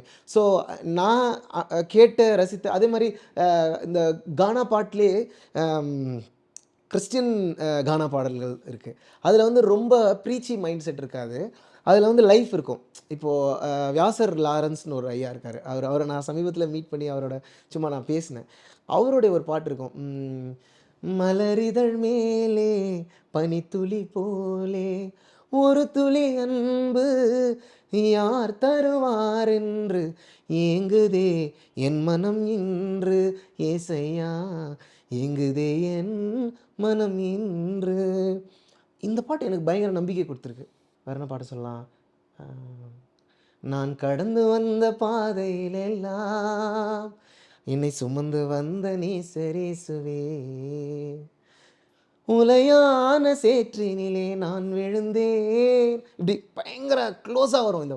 அதே மாதிரி நான் ஒரு முஸ்லீம் நெய்பர்ஹுட்டில் வாழ்ந்தேன். அப்போ பக்கத்தில் வந்து ஒரு ஐயா இந்த பாட்டு போடுவார், இறைவனிடம் கையேந்துங்கள் அவன் இல்லை என்று சொல்லுவதில்லை, பொறுமையுடன் கேட்டு பாருங்கள் அவன் பொக்கிஷத்தை மூடுவதில்லை.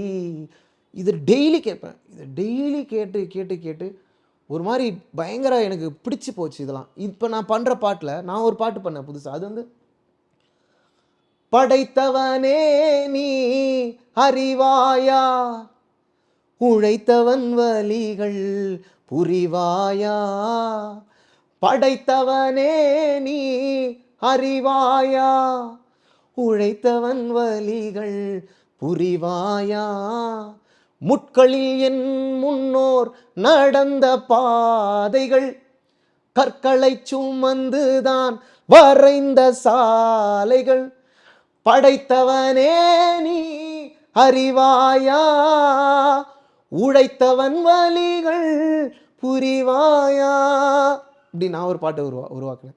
இதெல்லாம் அங்கேருந்து வந்த எனக்கு தாக்கங்கள் தான். என்னால் இந்த மாதிரியான பாடல்களை உருவாக்குறது தான் எனக்கும் நோக்கமாக இருக்குது. சோல்ஃபுல்லாக நம்ம கேட்ட உடனே மறக்காத, அந்த நம்ம சின்ன வயசில் எங்கேயோ ஒரு இடத்துல அந்த பாட்டை கேட்டிருப்போம், அதை நம்ம இன்னி வரைக்கும் மறக்க மாட்டோம். அந்த பாட்டை எப்போ கேட்டாலும் அந்த மொமெண்ட்டுக்கு நம்ம போயிட்டு வரோம்.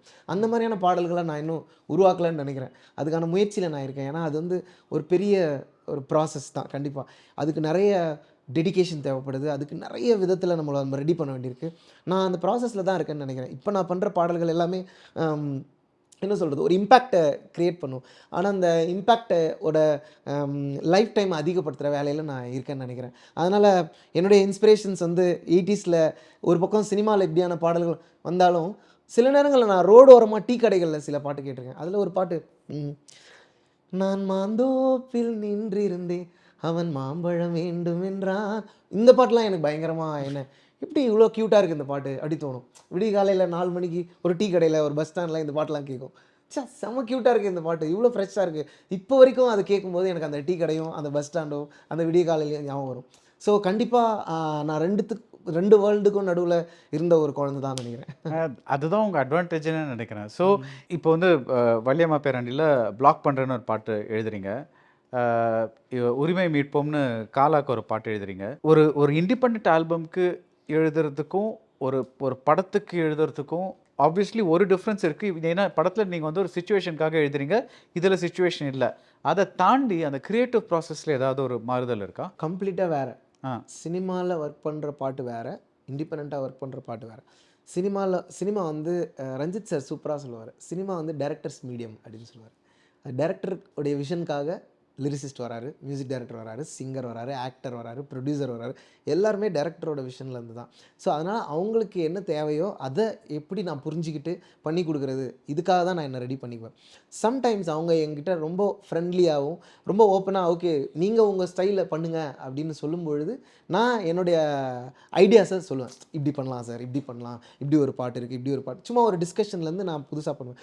மோஸ்ட் ஆஃப் த டைம்ஸ் வந்து அவங்க என்ன தேவையோ அதை ஃபஸ்ட்டு நம்ம கொடுக்கணும், அதை அவங்க ப்ராசஸை எப்படி ஸ்மூத் ஆக்குறது அப்படின்னு நான் யோசிச்சிருக்கேன். சில பாடல்கள் வந்து பிளாங்காக இருக்கும், அந்த பாடல்களை வந்து அவங்களோட போய் மீட் பண்ணி பேசி ஜாலியாக அப்படியே எழுதி க்ரியேட் பண்ணுற மாதிரி இருக்கும். ஒவ்வொரு பாட்டுக்குமான ப்ராசஸ் வந்து டிஃப்ரெண்ட்டானது தான். ஆனால் இண்டிபெண்டன்ட் மியூசிக்னு வரும்போது இட் இஸ் யுவர் எஃபர்ட். உனக்கு அது உனக்குள்ளேருந்து அது வரும்போது தான் யூ வில் டூ இட். அது வரைக்கும் you have to just travel, just analyse, meet people. அதை ஃபோர்ஸ் பண்ணுறதும் ஆக்சுவலி ஃபோர்ஸ் பண்ணாதது தான் இண்டிபெண்டன்ட் மியூசிக் நினைக்கிறேன். நம்ம வந்து 7ஆம் தேதிக்குள்ளே இதை நான் முடிச்சு காட்டுறேன்னு முடிவு பண்ணி ஒரு இண்டிபெண்டன்ட் சாங் எழுத முடியாதுன்னு நினைக்கிறேன். எனக்கு தெரிஞ்சதை நான் சொல்கிறேன் அதில். பிகாஸ் நம்ம இண்டிபெண்ட்டாக இருக்கும்போது தான் அது ஹிட் ஆகும். அதை வந்து நம்ம பதிவு பண்ணணும்னு நினைப்போம். இந்த ஆல்பமில் நான் சவுண்டாக அப்படி போயிருக்கேன், லிரிக்கலாக நான் அப்படி அவ்வளோ இண்டிபெண்ட்டாக போயிருக்கேன்னா இல்லை, நான் கமர்ஷியல் ரைட்டிங்கை ட்ரை பண்ணியிருக்கேன் இந்த ஆல்பமில். பட் சவுண்ட் வேர்ல்டுக்குள்ளே மியூசிக்குள்ளே என்னால் என்ன பண்ண முடியும், கம்போசிங் வைஸில் என்னால் என்ன பண்ண முடியுன்றது இந்த ஆல்பம்குள்ளே நான் போயிருக்கேன். But coming back to cinema and independent music writing, cinema is for a situation as you said. சில நேரங்கள்லாம் நான் என்ன யோசிச்சுப்பேன்னா, நிறைய லிரிசிஸ்ட் இருக்காங்க, நிறைய சிங்கர்ஸ் இருக்காங்க, எல்லாருக்குமே இந்த கொஷின் போகும். ஆக்சுவலி ஒரு சுச்சுவேஷன்னா 4-5 லிரிசிஸ்ட் ட்ரை பண்ணுவாங்க. அப்போது அந்த லிரிசிஸ்டோட எக்ஸ்பீரியன்ஸுக்கு அவங்க புரிஞ்சுக்கிட்டு ஒரு பாட்டு எழுதுவாங்க. So anyway there is going to be a song. அந்த சாங்கில் அந்த டைரக்டருக்கு ஒரு வர்த்தியான பர்சனாக நான் இருக்கணும்னு நினைப்பேன். நான் எழுதி கொடுத்தது எடுத்துக்கலனாலும் பரவாயில்ல, ஆனால் நான் எஃபர்ட் போடணும், அந்த எஃபர்ட் போட்டதை அவங்க ரெக்கக்னைஸ் பண்ணணும். அது படத்தில் நிறைய படங்களில் பாடல்கள் வராமலே போயிருக்கு, சூப்பராக இருக்குன்னு ஆரம்பத்தில் பேசி வாட்ஸ்அப் வரைக்கும் ஓகே ஆகிற பாடல்கள் அதுக்கு அடுத்து நகராமல் போயிருக்கு. ஆனால் அதெல்லாமே நான் என்ன யோசிச்சுக்குவேன், சூப்பர், என்னை அந்த எஃபர்ட் போட வச்சார் அவர், என்னை அந்த வேலையை செய்ய வச்சார் அவர். ஸோ அது எனக்கு ஒரு ப்ராக்டிஸ் மாதிரி. இப்போ பெரிய பெரிய டைரக்டர்ஸ் கூட ஒர்க் பண்ணும்போது அவங்க எப்போயாவது தான் அவங்க டைம் கிடைக்கும், ஆனாலும் அவங்க ஃபோனில் லைனில் வந்து அவ்வளோ டைம் எடுப்பாங்க இந்த பாட்டுக்கு. அப்போ நான் யோசிப்பேன், இவ்வளோ டைமை நீ உன் பாட்டுக்கு எடுக்கிறியான்னு நானே என்ன கேட்டுக்குவேன். அவங்க படத்தில் வரக்கூடிய ஒரு பாட்டு, சின்ன ஒரு ரேப்புக்காக அவங்க எவ்வளோ எஃபர்ட் போடுறாங்கன்னா, நீ ஒரு இண்டிபெண்டன்ட் ஆர்டிஸ்ட்டாக எவ்வளோ எஃபர்ட் போடணும், இதை நான் கற்றுக்கிறேன். ஃபில்முக்கிட்டேருந்து கற்றுக்கிறேன் ஆக்சுவலி. இப்போ நான் வந்து ராயன் ரம்பல் வந்து எழுதும்போது, தனுஷ் சாரோட எழுதும்போது ஒரு சாங்க்காக அவர் எவ்வளோ எஃபர்ட் போடுறாருங்கிறத நான் பார்த்து பயங்கர இன்ஸ்பயர் ஆனேன். அவர் வந்து சொன்னார் 1000% போடணும் நம்ம ஒரு சாங்கில். நான் மியூசிக் எனக்கு ரொம்ப பிடிக்கும், நான் மியூசிக்கை ரொம்ப பிலீவ் பண்ணுறேன் பிரதர் அப்படின்னு சொல்லும்போது, அப்போ நான் யோசிச்சுக்கிட்டேன், அவங்க எவ்வளோ அச்சீவ் பண்ணியிருக்காங்க, எவ்வளோ சாங்ஸ் பண்ணியிருக்காங்க, எவ்வளோ க்ரெடிட்ஸ் அவங்க மேலே இருக்குது. இருந்தாலும் ஒரு புதுசாக க்ரியேட் ஆகிற சாங்கை ரொம்ப கேர்ஃபுல்லாக அப்ரோச் பண்ணுறாங்க. ஸோ ஃபில்ம் இண்டஸ்ட்ரியில் இருக்கக்கூடிய பீப்புள் கிட்ட இருந்து இந்த மாதிரி நாலேஜ் எனக்கு கிடைக்குது, எக்ஸ்பீரியன்ஸஸ் எனக்கு கிடைக்குது. இண்டிபெண்டன்ட் மியூசிக்னு வரும்போது இன்னும் எனக்கு அதில் ஒரு பெரிய கிளியரான எக்ஸ்ப்ளனேஷன் இல்லை. இண்டிபெண்டன்ட் ஆர்டிஸ்ட் எது இண்டிபெண்டன்ட் ஆர்டிஸ்ட் அப்படின்னு நான் உணர்றேங்கிறது வந்து, முதல்ல என்னுடைய இண்டிபெண்டன்ஸை இந்த சொசைட்டிலேருந்தே பறிச்சுட்டேன். அப்புறம் மியூசிக்கில் மட்டும் எப்படி இருக்கும்? சொசைட்டிலேயே இண்டிபெண்டன்ஸ் முதல்ல இருக்கான்னு தெரில, மியூசிக்கில் எப்படி இண்டிபெண்டன்ஸ் இருக்கும்? இது வந்து ஜஸ்ட்டு உங்களை வைப் பண்ண வைக்கிறதும் உங்களை என்கேஜ் பண்ணுற ஒரு மொமெண்ட்ரி மியூசிக்காக தான் இருக்குது. பட் இண்டிபெண்டன்ஸாக ஒரு ஆர்டிஸ்ட்டும் தன்னுடைய கதையை, தன்னுடைய வரலாற்றை, கொஸ்டினை கொண்டு வந்து சாங்ஸாக முன்வைக்கிறதுக்கான ஒரு டெமோக்ராட்டிக்கான மீடியம்ஸ் இன்னும் வரல. இப்போ தானே வர தொடங்கியிருக்கு. எல்லாருக்குமான வாய்ஸஸ் இங்கே இருக்கா? எல்லா மக்கள் பற்றியும் நம்ம பேச விடுறோமா? இல்லையே. ஒரு சின்ன சர்க்கிள் மியூசிக் யாரால் கற்றுக்க முடியுமோ, மியூசிக் யார் கண்ட்ரோலில் இருக்கோ அவங்க கதைகள் மட்டும்தான் மியூசிக்னு நம்ம நினச்சின்னு இருக்கோம்.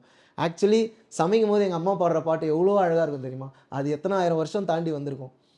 எங்கள் ஆயா என்னை தாலாட்ட பாடின பாட்டுக்கு எவ்வளோ பெரிய வயசு இருக்குது. அந்த ஹிஸ்ட்ரியை செலிப்ரேட் பண்ணுறதுக்கு அந்த ஜென்ரேஷனை நம்ம வந்து அலோவ் பண்ணணும்ல. அந்த ஜென்ரேஷன்ஸ் வந்து மேலே வரும்போது இன்னும் அந்த ஹிஸ்ட்ரி தெரிய வரும்ல.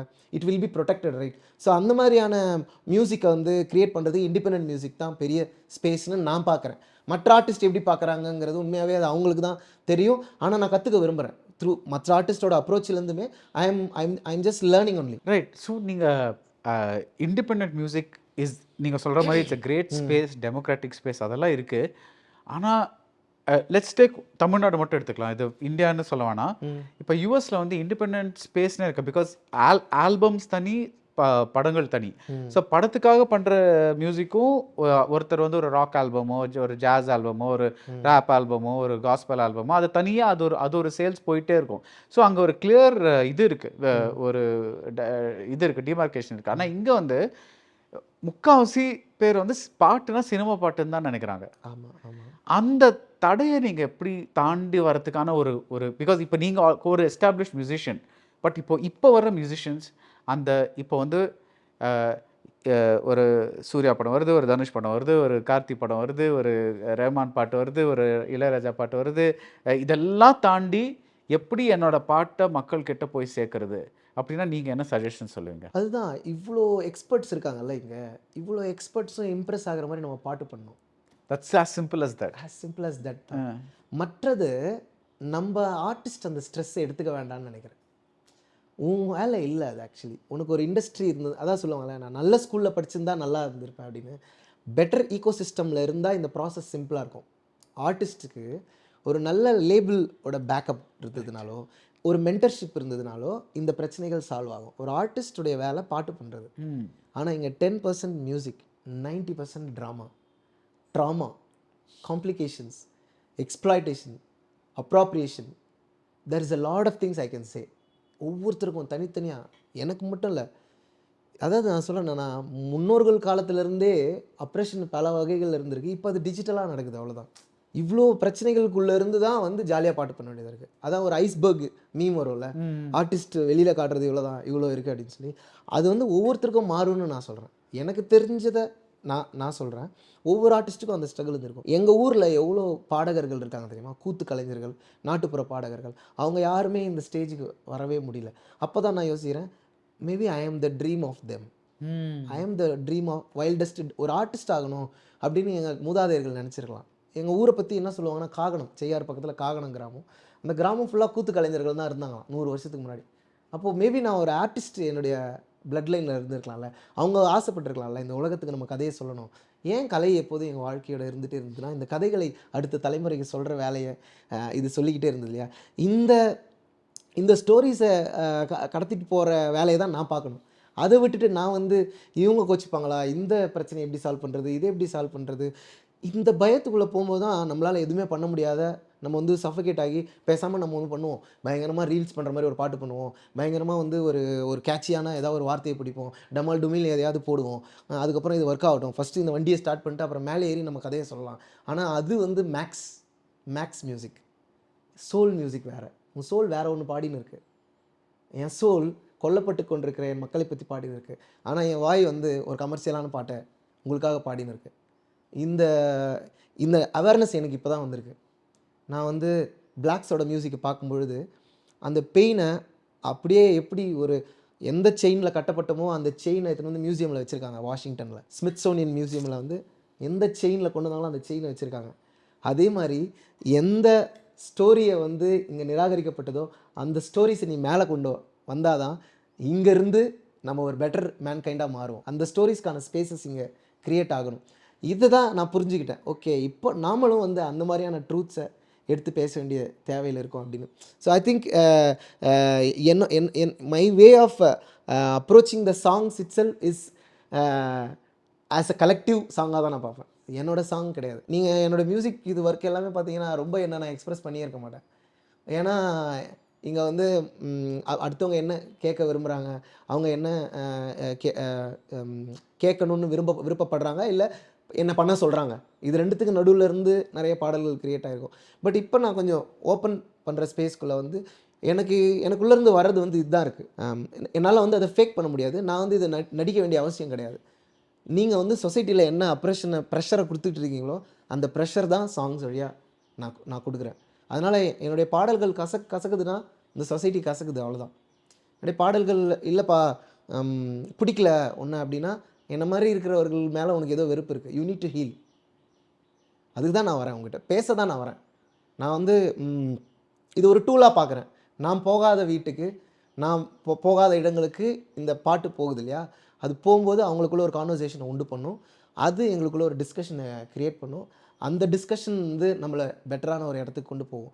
இல்லைனா நம்ம டிஸ்கஷனே இல்லைன்னா உன்னை இம்ப்ரெஸ் பண்ணுறதுலே என் வாழ்க்கை போயிடும். அப்பா வந்து ஒரு கவிதை எழுதியிருந்தார். சாலையோர சிறார்களுக்காக சற்றேனும் கவலைப்படுங்கள், இல்லையெனில் அவர்களை கண்டு நாம் அச்சப்பட வேண்டியிருக்கும். நீங்கள் ஒரு சாலையில் போகும்போது அந்த சாலையோர மனிதர்களை பற்றி கவலைப்படுங்க. ஏன்னா இந்த சமூகத்தினுடைய ப்ராடக்ட்ஸ் தான் நம்ம எல்லாருமே. நீ பெட்டர் ப்ராடக்டாக இருக்க, அவன் பெட்டர் ப்ராடக்டாக இல்லை, அது ஏன் அப்படிங்கிறத நீ யோசி. ஒருத்தனுக்கு வீடு இருக்குது, ஒருத்தனுக்கு நிலம் இருக்குது, ஒருத்தனுக்கு பிறக்கும்போதே பெரிய லேண்ட் இருக்குது, ஒருத்தன் பிறந்து சாகிறதுக்குள்ளே ஒரு சின்ன ஒரு வீடு கட்டுறான், ஒருத்தன் பிறக்கும்போதே அவனுக்கு 100 ஏக்கர் இருக்குது. இப்போது இவனுடைய லைஃப் எப்படி இவனுக்கு தெரியும்? ஒரு சின்ன பீஸ் ஆஃப் லேண்டோட ஒர்த்து எப்படி ஒரு மில்லியனருக்கு தெரியும்? அதனுடைய ஜாய் இருக்குல்ல. இந்த கதைகளை நீ தெரிஞ்சுக்கணுன்னா நீ அந்த மனிதர்களை புறக்கணிக்க மாட்டேன்.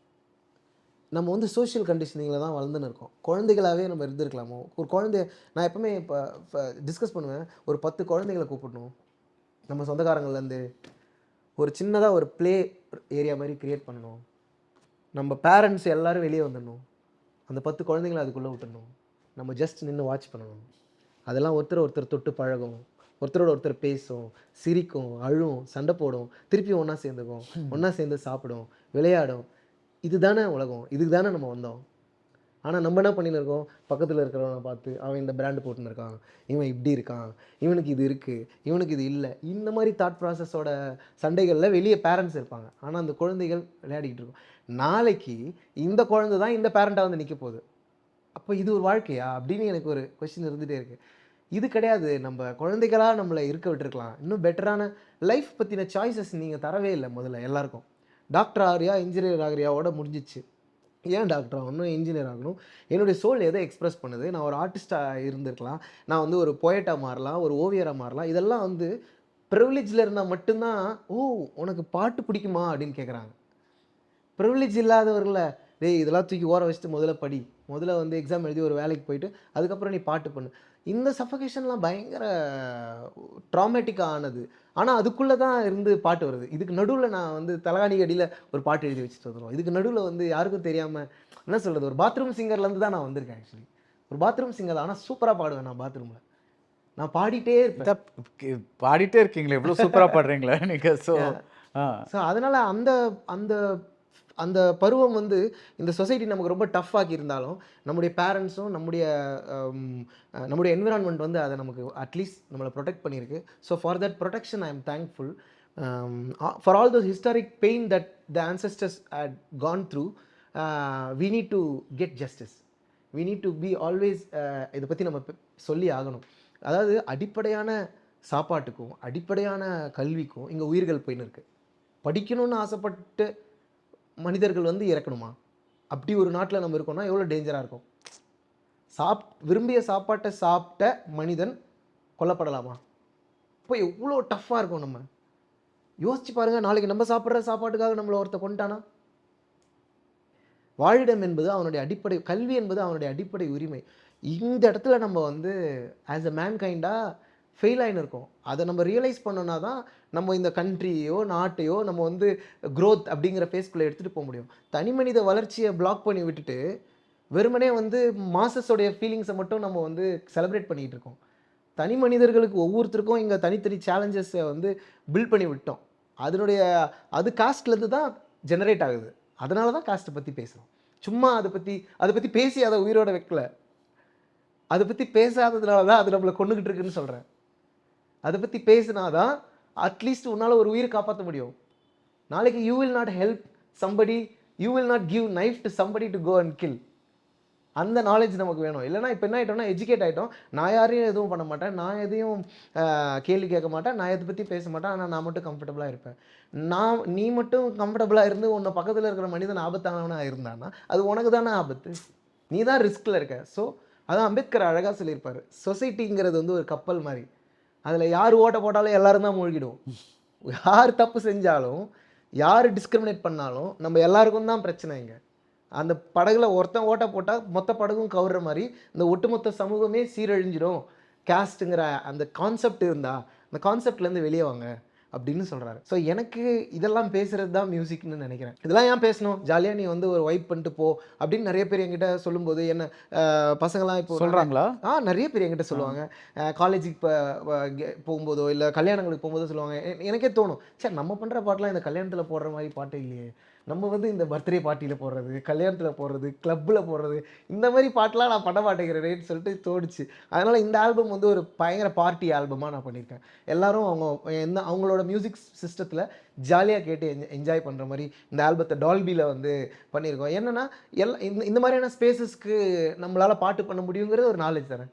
நம்ம போகிறோம், ஒரு ஒரு ஒரு பெரிய கிளப்புக்குள்ளே என்ட்ராகிறோம், அங்கே கேட்குற இங்கிலீஷ் பாட்டெல்லாம் பயங்கரமாக இருக்குது. ஏன்னா அந்த பீட்ஸ் நல்லாயிருக்கு, குவாலிட்டியாக இருக்குது. இன்னும் அவங்க லிரிக்ஸாக பார்த்தா கூட லிரிக்கலி வெரி பியூட்டிஃபுல்லாக இருக்குது. என்னென்னா அங்கே வந்து ஒரு சாங் ரைட்டருக்கான ரைட்ஸ் பாதுகாக்கப்படுது. What is your contribution to the song is counted properly in west. இங்கே வந்து அப்படி இல்லை, சாங் அவ்வளோதான். ஆனால் அங்கே வந்து சாங் டெக்னிக்கலாக பிரியுது.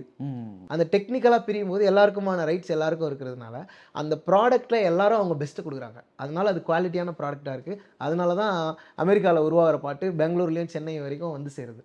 இங்கே இருக்க பாட்டும் அந்த மாதிரி போனோன்னா இங்கே இருக்க ஆர்டிஸ்ட்டை வந்து ப்ரொடெக்ட் பண்ணணும். இங்கே இருக்க ஆர்டிஸ்ட்டோட ஈகோ சிஸ்டம் வந்து பாதுகாப்பாக இருக்கணும். அப்போ தான் வந்து நிறைய பேர் துணிஞ்சு பாட்டு பண்ணுவாங்க. இல்லைனா ஒரு பாட்டு பண்ணோடனே அவன் வந்து ஏமாற்றப்பட்டான்னா அவன் வந்து திருப்பி வீட்டுக்கு போயிடுவான்.